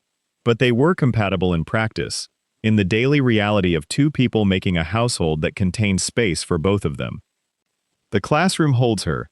In the Springfield that the show has maintained since 2013, the classroom has a different teacher, and the change is handled with the dignity that the loss required. But the room still has the quality of Edna in it, the particular combination of weary intelligence and structured care that she brought to it every day for decades. The children who sat in those desks and were taught by her carry something of what she taught them. Not the mathematics and the language arts, but the hidden curriculum. The lesson about what persistence looks like in a town that does not make persistence easy. The lesson that a person can keep showing up to a room that does not fully deserve them, and find something worth doing there anyway. Expanded Section 9. Comic Book Guy. The inventory of things he loves. The android's dungeon is dark when it is closed. Not dark the way a room is dark when the lights are off. Dark in the specific way that spaces full of old things are dark, with the weight of all the accumulated material pressing on the available light and absorbing it. The comics in their plastic sleeves catch a little of the streetlight that comes through the window in the front. The action figures in their original packaging line the shelves in the particular rigidity of things that have never been played with, that exist in the permanent potential of never having been opened. Jeff Albertson is gone. He is somewhere else, in whatever apartment or house he has established as his personal space, with Kumiko, doing whatever Jeff Albertson does when he is not being comic book guy. The store is empty. The inventory is still. The system that only he understands is resting. Think about what the inventory represents. Not commercially. Not as an asset or a collection with monetary value. Think about it as the accumulated record of what one person has loved, across the entirety of his adult life. Every comic in that store was chosen.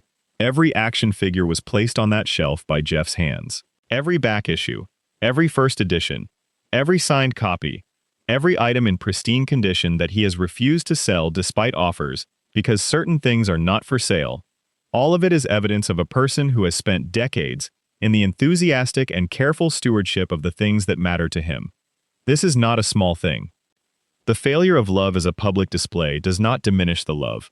The contempt that Comic Book Guy presents to the world as his primary offering does not change what the inventory documents, which is that Jeff Albertson has loved things consistently and carefully, and with an attention to detail that most people reserve for the things they hold most dear. He has built a collection that required decades of effort, that reflects a specialized knowledge that goes miles deep on a subject most of the world dismisses as trivial, that is organized in a way that reflects a mind that processes what it loves, through classification and curation, and the careful establishment of hierarchies of value. The worst possible ratings he gives to things are the honest assessments of a person who has spent so much time with the best versions of things, that the mediocre versions are genuinely painful. His standards are not artificial. They are the standards of someone who knows the medium he loves in its full depth, and cannot pretend that shallower work is equivalent to what he knows the medium is capable of. He is not wrong when he says something is bad. He is usually right. The problem is the delivery, the contempt rather than the critique, the performance of superiority that wraps the honest assessment and makes it inaccessible to the people who might have learned something from the assessment if it had been delivered differently. Kumiko learned from the assessment, or rather, she understood the assessment without requiring it to be delivered differently. She heard the love underneath the contempt, because she was paying the kind of attention that the contempt's target is usually too busy being repelled to pay. She stayed past the performance. This is probably the most remarkable thing that has happened in Jeff Albertson's adult life. Not the store, which he built through effort and expertise. Not the collection, which he built through passion and knowledge. The fact that someone looked at him, the full presentation, the disdain and the store and the system and the darkness, and decided that what was underneath was worth staying for. He received this well, or as well as a person who has not been received in a long time receives being received. Awkwardly and imperfectly, and with the specific clumsiness that comes from having your defenses successfully navigated for the first time. He did not know what to do with Kumiko's attention, and he tried to figure it out in real time, which is the only way any of us figure things out that we have not had the opportunity to practice. The store is still dark. The inventory is still waiting. Tomorrow Jeff will open the door and let in whatever light the day brings, and the system will start up again. The children will come for the comics. The adults who collect will come for the specific items they have been tracking. Jeff will rate things. Jeff will find things insufficient. Jeff will maintain the standards that the medium deserves, and that most of the world is not willing to apply. And in the evenings, sometimes, he will close the store and walk home to the apartment that contains Kumiko, and whatever he has been holding during the day, in the performance of Comic Book Guy, the specific distance and the contempt, and the elaborate defenses, will relax by degrees in the direction of the person that the inventory documents. The person who loves things carefully and completely, and who built a store in the dark to hold what he loves, because the dark is where what you love is safest. Expanded Section 10. The Springfield Media Machine. What Kent doesn't say. The most important thing Kent Brockman has ever said is what he did not say.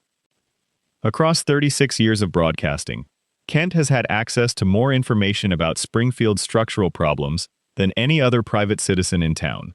He is present at disasters. He is present at political events. He is present when the dome goes up, when the plant has an incident, when the three-eyed fish is caught. He is the person that Springfield trusts to interpret events, which means he is the person who decides, every broadcast, what goes into the interpretation and what does not. The three-eyed fish story runs for one news cycle. It generates outrage. It generates a political story, a gubernatorial candidate using it as campaign material. And then Burns eats the fish on television, and the story is absorbed into the Springfield news cycle's inability to sustain attention on structural problems and disappears. Kent covered it. Kent moved on. Kent did not commission a follow-up. Did not follow the story where the story actually went, which was to the question of what the plant's runoff was doing to everything in the watershed, to the humans drinking from the watershed, to the children who were being raised in a town where the fish have grown a third eye, and nobody has systematically tested anything downstream. Kent did not go there. This is not necessarily personal cowardice. It might not even be corruption in the direct financial sense, though the advertising relationship between the plant and Channel 6 provides a reason that does not require explicit instruction, just the implicit understanding that certain stories cost more than others. It might be something more structural than corruption, the format problem. Television news does not do structural stories well. It does events. It does dramatic moments. It does the image of the three-eyed fish. It does not do the years-long investigation of what three-eyed fish actually mean about the water supply and the people drinking it. The format is the limitation, and Kent operates entirely within the format. He is good within the format. He is very good in terms of what the format requires, which is presence and delivery, and the ability to look serious on camera while describing things that should generate more than seriousness. He has the face and the voice that produce the feeling of being informed, which Channel 6 offers as a substitute for the state of being informed. Springfield watches and feels informed. Sideshow Mel watches from the other side of the medium. He is not a journalist. He is a performer. His relationship with the truth is different from Kent's. It is organized around entertainment rather than around information, and in that different organization, there is a kind of honesty that Kent's broadcast does not always achieve. The Krusty Show does not pretend to be something other than entertainment. It does not claim the authority of news. It is what it is. In this way, Mel, who is better educated than his role requires and more capable than his billing reflects, is operating in a more honest context than Kent. The context does not pretend to be informing anyone about anything. It pretends to be making children laugh. And the children are in fact laughing. The contract is honored. Kent's contract with Springfield is more complicated. He promised information. He delivered the performance of information. And Springfield, which has been performing reality for so long that the performance and the reality are no longer distinguishable, accepted the performance of information as the thing itself. The nuclear plant hums in the background of Channel 6's broadcast building. You can see it from the parking lot. You can probably see it from the studio windows, depending on which way the studio faces. It is the defining structure on the Springfield skyline, and it has been there in every establishing shot of the town for 36 years. And Kent Brockman has reported from that parking lot dozens of times. And the plant is always in the background of the shot, and nobody has asked the question the plant's presence in the shot invites. What is that plant doing to us? The question stays in the background, with the plant, in the shot, visible but unasked, for 36 years of broadcasting, because that is where Channel 6 has always been most comfortable keeping it. Expanded Section 11. Fat Tony. The Code and Its Costs. Marion D'Amico did not choose to be in organized crime the way you choose a career. The show gives him the traditional mafia origin, which is the origin that most fictional organized crime figures receive. The neighborhood, the family, the specific social world where the line between legitimate business and the other kind was always thin, and the crossing of it was understood as inevitable rather than chosen. He did not decide one morning that crime was the path. He moved into the social structure that was already in place, and moved with it, because the social structure was the one available to him, and the one available to him was the one that produced Fat Tony. This is not an excuse. Tony is responsible for things the show does not fully account for, things that exist in the negative space of his comfortable characterization. The loan sharking has people on the other end who cannot pay. The protection rackets have businesses behind them that are paying money they need for other things. The supply chain that moves through Springfield's informal economy has people in it who are not protected by Tony's code against harming children. People who exist on the edges of the operation where the code's coverage is less reliable. The show does not go to those places. It stays with Tony, who is charming and well-dressed and warm toward Homer, and loving toward Michael, and it uses those qualities to make Tony's story a comedy, rather than the thing it would be in a different register. This is a choice the show makes consistently with its organized crime storyline. The choice to engage with the charm of the criminal, rather than the damage of the crime. But the code is real. Within the show's presentation of Tony, the code is genuinely present. He does not break it for convenience. When the code says he cannot do something, he does not do it, even when not doing it costs him something professionally. This consistency distinguishes him from characters who claim codes and abandon them under pressure. Tony's code holds under pressure. In this particular way, he is more reliable than most of Springfield's legitimate professionals. The restaurant where Tony conducts much of his business is one of the show's most comfortable settings. The food is good. The atmosphere is warm. The waitstaff are proficient in the specific way that good restaurant staff are proficient. Attentive without being intrusive. present without being pushy. Tony eats well. He has eaten well for the entirety of the show. There is a pleasure in this that the show allows him without irony, the pleasure of a man who has built a life that includes excellent food in comfortable surroundings, surrounded by people who respect him. The Springfield DA's office has never mounted a successful prosecution of Tony's operation. This is not surprising given the structural incapacitation of Springfield's law enforcement. But it is worth noting that the failure is consistent across administrations, across budget cycles, across the periodic moments when Springfield's political establishment performs the appearance of concern about organized crime for the electorate. The performance of concern does not bother Tony. He has been performing concerns opposite for decades, and he understands what performances are for. They are for the performer's audience. They are not for the people at whom the performance is aimed, who understand perfectly well that the performance is a performance. Tony's audience is Springfield, and Springfield, to Tony's experienced reading of it, is a town that has decided that the informal economy is preferable to a formal economy that actually enforces its own rules. Springfield does not want the plant shut down. Springfield does not want the mafia prosecuted. Springfield wants the lights on and the restaurant food good and the loan available when the bank has said no. Tony provides all of these. He provides them at a cost that Springfield has decided it can pay. The cost is not assessed in dollars alone, and the full assessment is not conducted in public, but the assessment is made every day by every person in Springfield who benefits from the things Tony provides, and who does not ask too carefully about what the provision costs someone else. Michael will probably leave Springfield. This is the hope and the plan and the aspiration that Tony has been building toward for the entirety of his son's life. Michael will go somewhere else. Somewhere that does not have the specific weight of Springfield's particular arrangement pressing down on everything. Somewhere where what Michael is and what Michael can do will not be filtered through the context of what his father has been.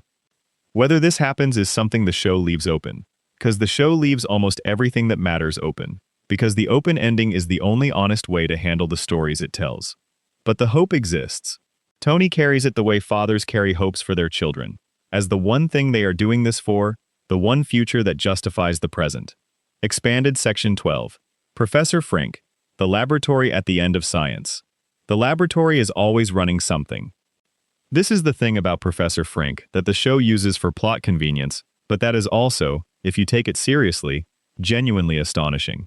There is always an experiment in progress. There is always a machine in some stage of construction or testing, or the immediate aftermath of failure. There is always a hypothesis being pursued, a parameter being adjusted, a problem being approached from a different angle after the previous angle produced results that were interesting, but not the ones intended. Science does not stop. This is its basic character. The practice of investigation does not have an off switch. You can stop a specific experiment, you can close the lab and go home. But the problem persists in its unsolved state, and the person who has been thinking about the problem carries it home with them and wakes up at 3 in the morning with a thought about it and lies in the dark running through the thought until morning, when they can go back to the lab and test it. Frink lives in this state. He has been living in this state for the entirety of the show's run, which is to say for 36 years of continuous investigation. The problems that he is working on when the episode begins are not the same problems he was working on in Season 2, but they are connected by the same continuous act of inquiry, the same fundamental orientation toward the unknown, as something to be understood rather than avoided. His devices have solved problems that the show requires to be solved. They have occasionally created problems in the process of solving them, which is also an honest representation of how scientific inquiry works. The solution generates a new set of conditions that produces new problems, and the new problems require investigation, and the investigation requires more devices, and the laboratory accumulates more equipment and more partially completed projects and more results that are interesting but not yet useful. The show has never resolved Professor Frink's status in Springfield's scientific community. There is no scientific community in Springfield, which is the problem. There are doctors, and there are engineers of a sort, and there is Frink. And Frink's relationship to the other technical professionals in town is the relationship of someone operating in isolation from any peer structure that could contextualize his work. He has not published, as far as the show suggests. Or if he has published, the publication has not found a readership that can evaluate it. His devices exist in the lab, or in the episode that requires them, and then they disappear from the town's collective knowledge because the town does not have a mechanism for incorporating what Frink produces into its ongoing operation. This is a tragedy specific to Springfield. In a different context, Frink's laboratory would be connected to institutions, to funding bodies, to peer reviewers, to the collaborative infrastructure that allows scientific work to build on itself and produce something larger than any single investigator can produce alone. In Springfield, the laboratory is the endpoint. What goes in comes out as devices that are used once and forgotten. The knowledge does not accumulate in any public way. Frink carries it alone. He will keep building. He has no other mode. The questions do not stop. The devices do not stop. The laboratory does not close. In the Springfield night, the lights in Frink's laboratory are probably on, because Frink is probably in there, because the experiment is always running. Expanded Section 13. Dr. Hibbert, laughter as distance. Hibbert laughs. This is the thing about Hibbert that has always been the most visible thing about Hibbert, more visible than his medical competence or his family, or his position in Springfield's professional class. He laughs. At everything. With the specific timing and delivery of a man who has decided that laughter is the appropriate response to the entire range of human experience, including the parts of it that are not funny. What does it cost to be the person who always laughs? The physiological answer is nothing. Laughter is not expensive. It does not deplete a resource that is needed for something else. But the psychological answer is different. The psychological cost of always laughing is the cost of always maintaining the performance of a particular emotional state, regardless of the actual emotional state. It is the cost of the gap between what you present and what you feel, and the maintenance of that gap across the full spectrum of things that happen in a doctor's professional life, which includes things that are not funny and that deserve a response proportional to their actual weight. His patients trust him.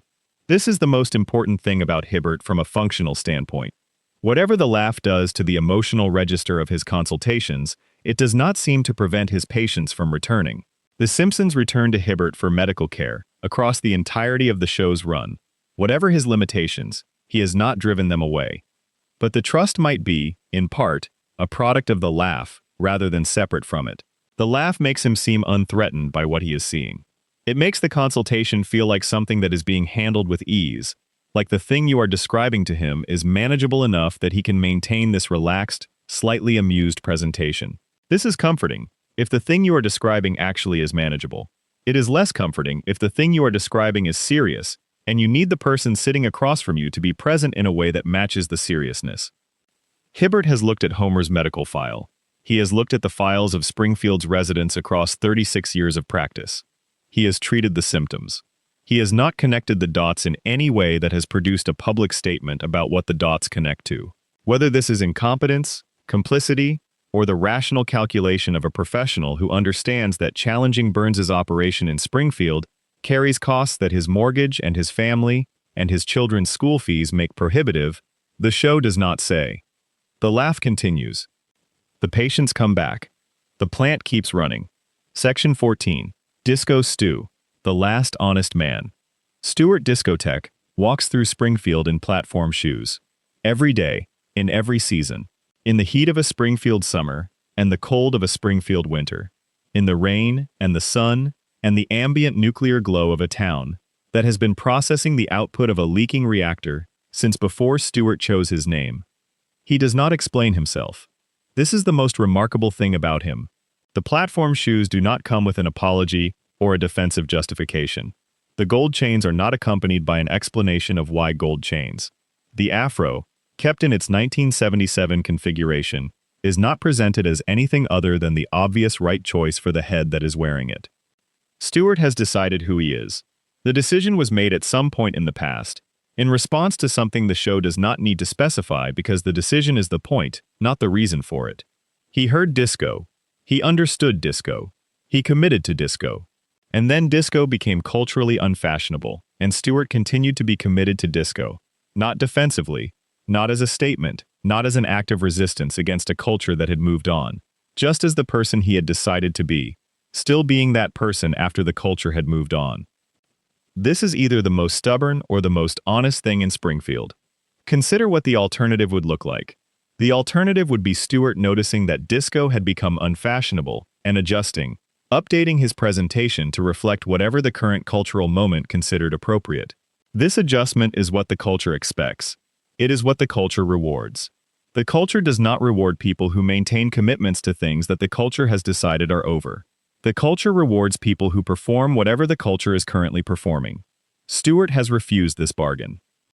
In the specific context of Springfield, where the entire town has been performing various versions of reality for decades, where the consensus reality is maintained by collective agreement and by the expulsion of people who challenge it, where the system is designed to keep everyone exactly where they are and performing exactly what they have always performed, Disco Stew's refusal to update his performance is the single act of genuine individual self-determination that the town contains. He chose disco. Disco went out of fashion. He kept choosing disco. The choice remained his. This is what autonomy looks like in Springfield. It does not look like leaving. It does not look like challenging Burns, or investigating the plant, or supporting Mona's radicalism, or refusing the deal that Grandpa Simpson made.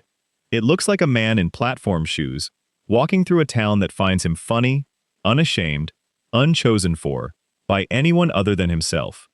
Disco is still happening inside Disco Stew. The music is still playing. The commitment is still active. And in a town full of people who are exactly what their circumstances made them, here is a person who is exactly what he chose to be. The music does not need an audience. He dances anyway. Epilogue. The town that holds everyone. We have spent a long time in Springfield tonight. Longer than most episodes. Longer than most episodes ever go below the surface. We have been in Krusty's dressing room and Willie's shack, and Barney's bar stool, and Apu's store that does not close, and Robert's cell in the planning stage of the next scheme, and Jeff's dark store full of things he loves, and Edna's empty classroom, and Patty's apartment in the quiet after midnight, and Wiggum's station where the cases go unsolved, and Hibbert's office where the laughter keeps going through the hard news, and Tony's restaurant where the food is excellent and the code holds, and Frink's laboratory where the devices keep building, and Milhouse's bedroom where the clock does not move. We have been in all of these places, and we have found the same thing in all of them. People. Not characters. People. People with histories and losses and specific capabilities, and specific ways of carrying those capabilities through circumstances that are not always capable of holding them. People who came to Springfield or were born in Springfield and found that Springfield was what it was and made what they could of what it was. The town holds them. It holds them in the permanent present tense that the show has always inhabited, frozen at the ages they were when their stories started, unable to age into the futures that their stories deserved. Krusty is still making the show. Willie is still in the shack. Barney is still on the stool. Apu's lights are still on. Robert is still planning. Jeff is still in the dark. Edna's classroom has her shape in it. Patty and Selma still share the apartment. Wiggum is still chief. Hibbert is still laughing. Tony is still at the restaurant. Frink's lab is still lit. Milhouse is still 10. Disco Stew is still in the platforms. The nuclear plant is still humming. Springfield is still there. And you are drifting now, probably. The voice that has been with you through all of this has been with you for a long time. And Springfield at night is a particular kind of company, warm and a little surreal, and full of stories that do not resolve, but that are honest about not resolving, which is its own form of comfort. The show will be on when you wake up. It is always on. The loop is still running. The couch is still there. The family is intact. And in the background of every shot, in every scene, on every street and in every building, and behind every punchline, all of these people are continuing their stories, the ones we visited and the ones we did not get to. Lionel Hutz with his business cards that read Attorney at Law and Shoeshine Boy. Troy McClure saying you may remember him from things you have already forgotten. Lenny and Carl, whose friendship is one of the show's most genuine and least examined bonds. Miss Hoover, in the grade above Edna's, drinking and managing. The sea captain, who has a vessel that he claims to sail, and a history he alludes to, and a pipe that is always lit. Herman, who runs a military antique store, and has one arm, and a story that is never quite told. They are all still there. They will always be there. Springfield holds everyone who has ever been in it, in the permanent amber of its eternal present, in the town that never ages, in the show that never ends. The plant hums. The lights are on. Sleep. End of full script. Total running time at approximately 150 words per minute, approximately 4.5 hours. Bonus section. Lenny and Carl, the friendship that holds. There are two men who have worked at the Springfield nuclear power plant for the entirety of the show's run. They are not Homer Simpson, though Homer is also there. They are Leonard, who goes by Lenny, and Carlson, who goes by Carl. They eat lunch together. They talk. They share beers at Moe's after their shift. They are, in every visible way, best friends, and their friendship is one of the most quietly genuine things in Springfield. The show has used them primarily as background figures in Homer's world, as the men at the table in the break room, as the voices in the crowd at the bar, as the reliable presences at the edge of scenes that are about something else. They are fixtures. They are the furniture of Homer's social world, and in this role they have been present for 36 years, consistently there, consistently themselves, consistently together. But they are not background if you look directly at them. Lenny and Carl are different from each other in ways that the show has always played for gentle comedy, but that are actually substantive. Carl is, by the show's own account, a man with multiple degrees. He has an advanced degree in nuclear physics. He has worked at the plant his entire career, in a position that his education significantly overqualifies him for, and the show has gestured toward this mismatch without fully engaging with it. Why is a man with a degree in nuclear physics working alongside Homer Simpson? The answer is probably related to the same force that keeps most of Springfield's overqualified people in their underqualifying positions, which is the weight of Springfield pressing down on the trajectory of its residents and converting what should be upward movement into horizontal stasis. Carl is also, across the show's run, a person with a story that keeps trying to develop and keeps being returned to the break room table before it can develop fully. He has a heritage that surfaces in certain episodes, an Icelandic background that produces some of the show's most unexpected storylines. He has a family elsewhere. He has, at various points, been on the verge of a life that was larger than the plant and larger than Springfield. And then he is back at the table, with Lenny, eating whatever the break room is offering today. Lenny is harder to read than Carl, which is itself interesting, because Carl is the one with the degrees and the heritage and the things that should make him more complex. But Lenny has a quality of depth that the show approaches occasionally and then retreats from. He has had relationships. He has had events in his personal life. He has expressed, in certain episodes, an interiority that suggests a person who is thinking about his life in ways that the break room table does not fully contain. His eyes are a recurring source of concern in the show. Lenny's eyes are in constant peril. Objects strike his eyes at a rate that should have resulted in blindness many times over by the midpoint of the series. The gag runs across decades, and like all of the show's physical gags about specific characters, it has a darker reading available, which is that Lenny is the character who keeps almost losing his sight, who keeps almost being blinded by the world he is in, who survives the specific threat to his ability to see things clearly, with just enough retained vision to keep coming back to work. The metaphor is probably not intentional. The show is not usually this subtle in its physical comedy, but it is available, and in the context of what the plant does to the people inside it, the idea of Lenny's eyes being the specific threatened organ is not without resonance. Their friendship is what makes both of them more than their individual stories. They are a unit, not in the way that Patty and Selma are a unit, where the unithood is defensive and protective, and organized around mutual survival. Lenny and Carl's unithood is different.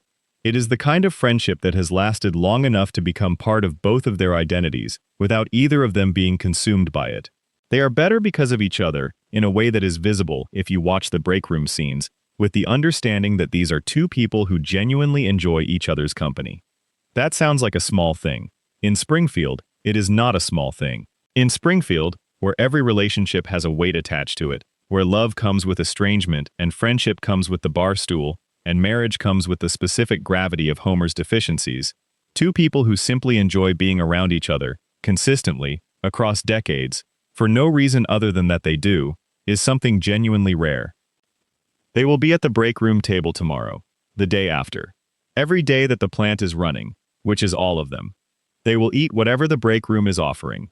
They will talk about whatever they talk about when the camera is not on them. They will be present for each other in the quiet, uncomplicated way of people who have decided that this is the friendship they have, and it is enough. In Springfield, enough is often the best available. Bonus section. Miss Hoover, the grade above. The second grade at Springfield Elementary has a teacher. Her name is Elizabeth Hoover, and she teaches Lisa Simpson, which means she is the teacher of the most intelligent child in Springfield, which means she is a teacher whose professional ceiling is defined by the distance between what her most capable student needs and what she is able to provide. Miss Hoover drinks. This is not a hidden detail. The show has always been clear about the drinking, presenting it in the same casual way it presents Krusty's smoking or Homer's eating, as a character trait rather than as a crisis. But character traits are not neutral. The drinking is a response to something, and the something is probably the classroom, which is the thing that produces the specific combination of frustration and futility that the show has always associated with Springfield Elementary's teaching staff. She has had Lyme disease.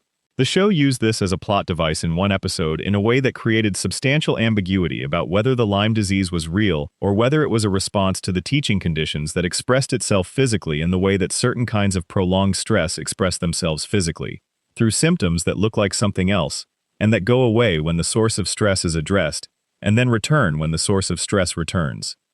Lisa sits in Miss Hoover's classroom and learns things that the curriculum says she should learn, and does not learn most of the things she actually needs to learn. What Lisa needs is a teacher who can operate at her level, who can challenge her, who can provide the specific stimulation that a gifted child requires to develop properly. What Lisa has is Miss Hoover, who is capable and educated, and who is also exhausted and drinking and managing a classroom that contains the full range of Springfield's second-grade population, which is to say children who are at various stages of processing their exposure to radiation and dysfunction, and the specific domestic situations that their family's situations produce. Miss Hoover does her best. The show is not unkind to her. She is not negligent in the specific sense of not being present. She is present. She is managing. She is doing the daily work of keeping 20-something children in the direction of the curriculum, while also managing whatever her own situation is requiring her to manage, which is considerable, which is why the drinking is there. But her best is not what Lisa needs. And the gap between what Lisa needs and what is available is one of the show's most consistent quiet griefs. Not loud, not dramatic, just present, every day, in the second-grade classroom, where the most intelligent child in Springfield sits at a desk that is too small for her ideas and waits for something that the school has no capacity to offer. Springfield Elementary is not equipped to develop Lisa. The funding was stolen. The administration is an imposter. The teachers are managing rather than teaching in the full sense of the word. And Lisa sits there, every day, with her saxophone and her books, and her questions that nobody can answer at the level they deserve to be answered, doing the work of educating herself in the margins of an institution that cannot meet her where she is. Miss Hoover sees this. She is not obtuse. She sees Lisa's capability clearly enough to feel the inadequacy of what she can provide in response to it. And she manages this, the way she manages everything. By continuing, by showing up, by keeping the class in the direction of the curriculum, by doing the daily work of not giving up on the work, even on the days when the work does not feel like enough. It is not enough. It is also what she has, and she gives it every day. Bonus section. Troy McClure, the face of a gone world. You may remember Phil Hartman's Troy McClure from such educational films and informational pamphlets as any phrase the episode needed him to have said. Troy McClure is the show's most complete portrait of Hollywood's relationship with itself, the image of faded glory maintained through the performance of glory that has not actually faded. He carries his career in front of him at all times, in the specific way that people who have been famous carry their former fame, when the former fame is the most significant thing they have to offer. The resume is not in his pocket. It is in his bearing, in his delivery, in the specific confidence of a man who knows that name recognition is the capital he is trading in, and that name recognition requires maintenance through visibility. He is visible. Whatever Springfield's media ecosystem requires, Troy is available for it. Commercials, informational films, stadium announcements, the role in the film that the show needs to reference. Troy is there, reliably, in his sport coat, with his hair, with his voice that sounds like it was designed specifically to deliver information that the audience should find reassuring, regardless of whether the information is actually reassuring. Phil Hartman died in 1998. The show retired Troy McClure and Lionel Hutz, with appropriate respect for what they represented. Troy exists now only in episodes that aired before 1998, which means he exists in the portion of Springfield's time that the floating timeline has long since moved past, but that reruns and streaming make perpetually present. He is there in the early seasons, being exactly himself, and then he is gone. His absence is felt in the specific way that a particular kind of charm is felt when it is no longer available. Troy was Springfield's most enthusiastic liar, not malicious, not cynical, genuinely committed to whatever performance the role required, performing it with such conviction that the performance and sincerity were indistinguishable. He believed, in the moments when he was performing, everything he was saying. The belief was the quality that made him effective. And the belief was Troy's greatest gift. Lionel Hutz shares the absence. Troy's counterpart in the legal world, the attorney whose relationship with competent legal practice was theoretical rather than practical, who kept going because going was the option, and stopping was not something he had the infrastructure to manage. Two men shaped by the same Springfield, maintained by the same Springfield, gone from it in the same year, in the same way. Their absence is the show's most direct acknowledgement of loss. Everything else in Springfield resets. Troy and Lionel do not reset, because the people who gave them voice are gone. And in their absence, Springfield continues without the specific quality they brought to it, which was the quality of absolutely committed performance in service of whatever the moment required, regardless of whether the moment deserved the commitment. The films are still out there in Springfield's media ecosystem. You may remember Troy McClure from them. He is still saying the things he said, still available in the footage, still carrying his career in his bearing. The voice that made him is somewhere else now. But the performance persists, the way performances persist when they have been committed to a medium that does not fade, repeated across the reruns, heard every time someone puts on the early seasons, still fully present in the Springfield of 1994, which is also the Springfield of now, because in Springfield, all the times exist simultaneously, and nobody at all, is required to acknowledge that any of them has ended.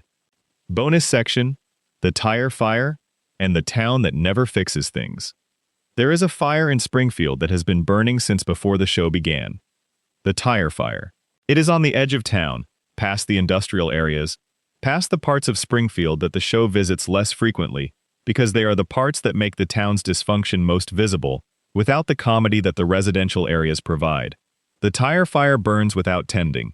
It was started at some point, by some cause that the show has never specified, and it has been burning ever since, and nobody has put it out. Not because nobody can. Not because the tire fire is beyond the town's technical capacity to address. A tire fire is a problem with available solutions. It requires resources and will, and the decision to spend the resources and apply the will. Springfield has resources. Springfield has, in burns, more resources than any comparable American town has concentrated in a single private individual. Springfield has a fire department, which is itself a frequently comedic institution, but which is nominally capable of addressing fire. The tire fire continues because addressing it requires the specific combination of resources, will, and institutional competence that Springfield consistently fails to assemble. The same combination of factors that allows the plant's violations to continue, that allows the three-eyed fish to multiply, that allows the cracked cooling towers to remain cracked, also allows the tire fire to burn. The tire fire is the show's most honest image. It is not subtle. It is a fire made of tires that has been burning for decades in plain sight of everyone in Springfield, visible from the road, impossible to miss, providing its own constant evidence that the town does not address its problems even when those problems are on fire. Everyone who lives in Springfield has driven past the tire fire. Every resident has seen it. Every visiting EPA official, every gubernatorial candidate, every federal agent who has passed through on some investigation that never reaches its conclusion, has seen it burning on the horizon, and the fire continues. This is Springfield's most complete statement about itself. Not the plant, which requires understanding of nuclear physics to fully assess. Not the political corruption, which requires understanding of the specific mechanisms of municipal governance. The tire fire, which is a fire, burning, made of tires, visible from the road. The town that cannot put out its own tire fire has been on television for 36 years, and the fire has been burning for the entirety of the run, and the audience has watched it burn in the background of establishing shots, and accepted it as part of the scenery, the way the residents of Springfield accept it as part of the scenery, which is the way that people accept things they do not intend to fix. It will still be burning in tomorrow's episode. It was burning in the episode before this one. It will be burning in the series finale, if the series finale ever arrives, in the background of whatever Springfield has to say about itself at the end. The fire does not go out. Bonus section: the retirement castle, and Grandpa Simpson. Grandpa Abraham Simpson lives in the Springfield retirement castle. He was put there. This is the fact that precedes every other fact about Grandpa's current situation. The fact that the family that could have kept him at home chose not to, chose instead the institutional solution, the one that removes the inconvenience of his presence from the daily life of the family, while maintaining the relationship in a form that is manageable for the family, rather than in the form that would be best for him. Homer did this. Homer, who was raised without his mother, and who carries the specific grief of having been raised without his mother, chose to put his own father in an institution. The show is not unaware of this irony. It has used it in the episodes that focus on Grandpa's feelings about the retirement castle, which are feelings of loneliness and abandonment, and the specific grief of an old man watching his family visit infrequently and then leave. Grandpa talks. This is his most salient quality. He talks at length, in stories that begin at a specific point, and travel through digressions and associations and historical references, and eventually either arrive somewhere or lose the thread entirely, depending on what the episode needs. His stories are about a past that is specific and detailed, and that the people he tells them to do not have the patience to receive in the way they would need to be received to be useful. He was in the war. Several wars, depending on the episode's requirements. He was in World War II, at minimum, which means he was part of the generation that the country spent decades mythologizing and then spent the following decades neglecting, in the specific practical ways that old men in retirement homes are neglected, with inadequate staff and uncomfortable beds and visiting hours that remind you, by their existence, that the visitors need scheduled permission to be here, rather than it being their home. The deal he made with Burns is the piece of his story that connects to everything. He discovered something about Burns, something that Burns needed kept quiet, and instead of using that knowledge to protect his family, or to expose what Burns had done, he used it to secure Homer's employment. He bartered his silence for his son's job security. This was a decision made under circumstances that the show has not fully mapped, under whatever pressure Grandpa was under at whatever point in his life the discovery was made. It may have seemed, at the time, like the best available trade. Homer works at the plant. The plant poisons the water. Grandpa's silence bought Homer a job that is slowly damaging Homer in ways that Grandpa either cannot see or has decided are acceptable costs of the security the job provides. 3 generations of Simpsons are shaped by this deal, and the man who made it is in the retirement castle, telling stories that nobody has time to fully hear, in a building named after a concept of rest that the people inside it have not been allowed to choose. He loves his son. He has always loved his son. The love is real and it is not enough, because love without presence, and love without the daily work of being there, does not fully reach the person it is aimed at. Homer visits. Homer sometimes listens. And when Homer leaves, Grandpa is in the retirement castle, in the building that was destroyed at one point by one of Burns's schemes, and rebuilt with the characteristic insufficiency of everything Springfield builds when it is not trying very hard, which is when Springfield is most itself. The stories continue. The past he carries is enormous, larger than the retirement castle can contain, larger than any episode can fully receive. He was a person in the world for a very long time before the show began. He saw things and did things and made decisions whose consequences are still working their way through the Simpson family in the show's permanent present. He is old now and he is alone most of the time, and the show uses him for the comedy of the elderly, the confusion and the anachronism, and the stories that go on too long. And underneath the comedy, in the retirement castle room with the bad light and the institutional furniture, there is a man who remembers everything, and who has no one to tell it to, who has time to hear the whole thing. He keeps telling it anyway. The stories go on. Springfield contains them, the way Springfield contains everything, in the amber of its permanent present, running without progress, warm with the specific warmth of a place that is always on, always lit, always open to whoever arrives at the door with a history they need to put down somewhere. Come in. The lights are on. The stories are still going. End of full extended script. Final section. The Sea Captain and the stories we never finish. There are characters in Springfield whose backstories the show has never told. The Sea Captain is one of them. His name, established late in the show's run, is Horatio McAllister. He wears the uniform of a sea captain. He speaks the way people who have been at sea for a long time speak, with a particular relationship to weather and distance, and the specific vocabulary of the nautical world. He appears in episodes that have nothing to do with the sea, which is most of them, in Springfield, which is not a coastal town, Managing a restaurant that serves seafood in a town whose relationship with the ocean is more impressionistic than geographical. Nobody asks why he is here. Nobody in Springfield asks why anybody is here. The town absorbs people. It does not interrogate their origins. You arrive. You find your place in the particular ecosystem that Springfield has developed. You become the person the town needs you to be, and the sea captain has become the sea captain, which is to say the nautical presence, the suggestion of a larger world that exists beyond Springfield's geography, the reminder that the ocean exists even if Springfield cannot be clearly placed in relation to it. He has been at sea, presumably, before here. He has stories the show has never told. The specific stories of a man who spent significant time on the water, who knows things about navigation and weather, and the particular loneliness of the ocean that come only from extended time in that environment. Those stories are in him the way Grandpa's war stories are in Grandpa, the way Willie's Scottish past is in Willie, as the weight of a life that preceded Springfield and that Springfield has absorbed without fully acknowledging. He serves the chowder. He makes the pronouncements about the sea that the episode requires.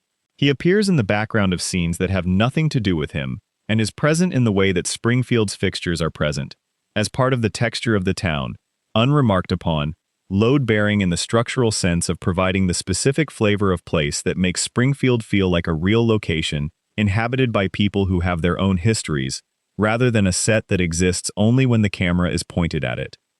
Every background character in Springfield is carrying a history that the show has not told.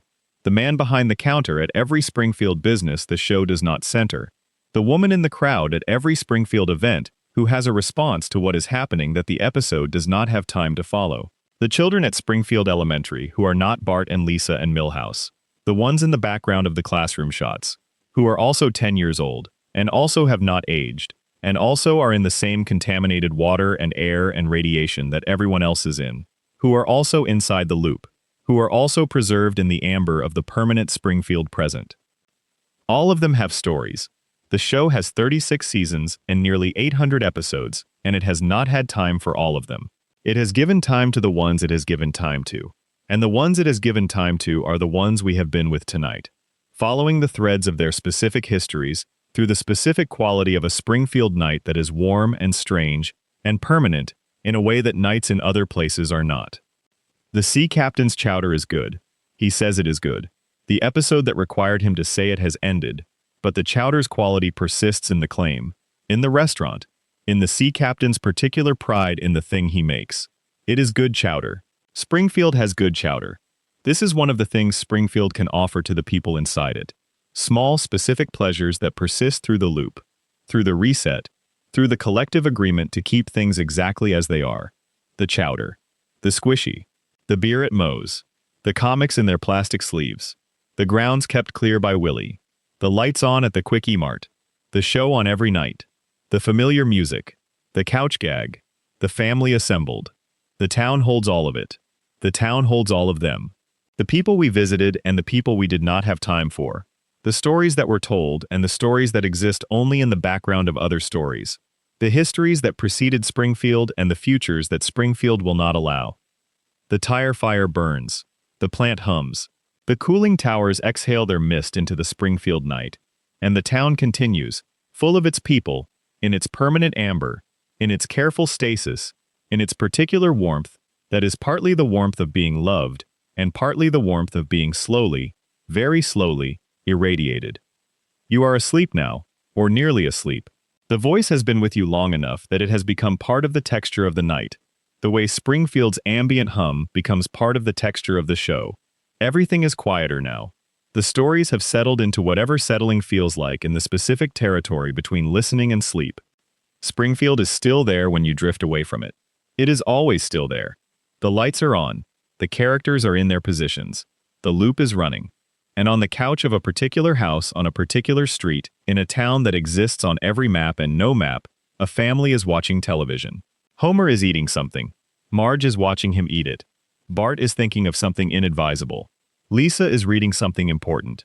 And Maggie, the pacifier moving gently, is watching all of it with those enormous eyes, thinking something nobody suspects, waiting for the right moment to reveal it. The show will tell us what it is, or it will not. Either way, Springfield holds the secret. Springfield holds everything. Sleep now. The lights stay on.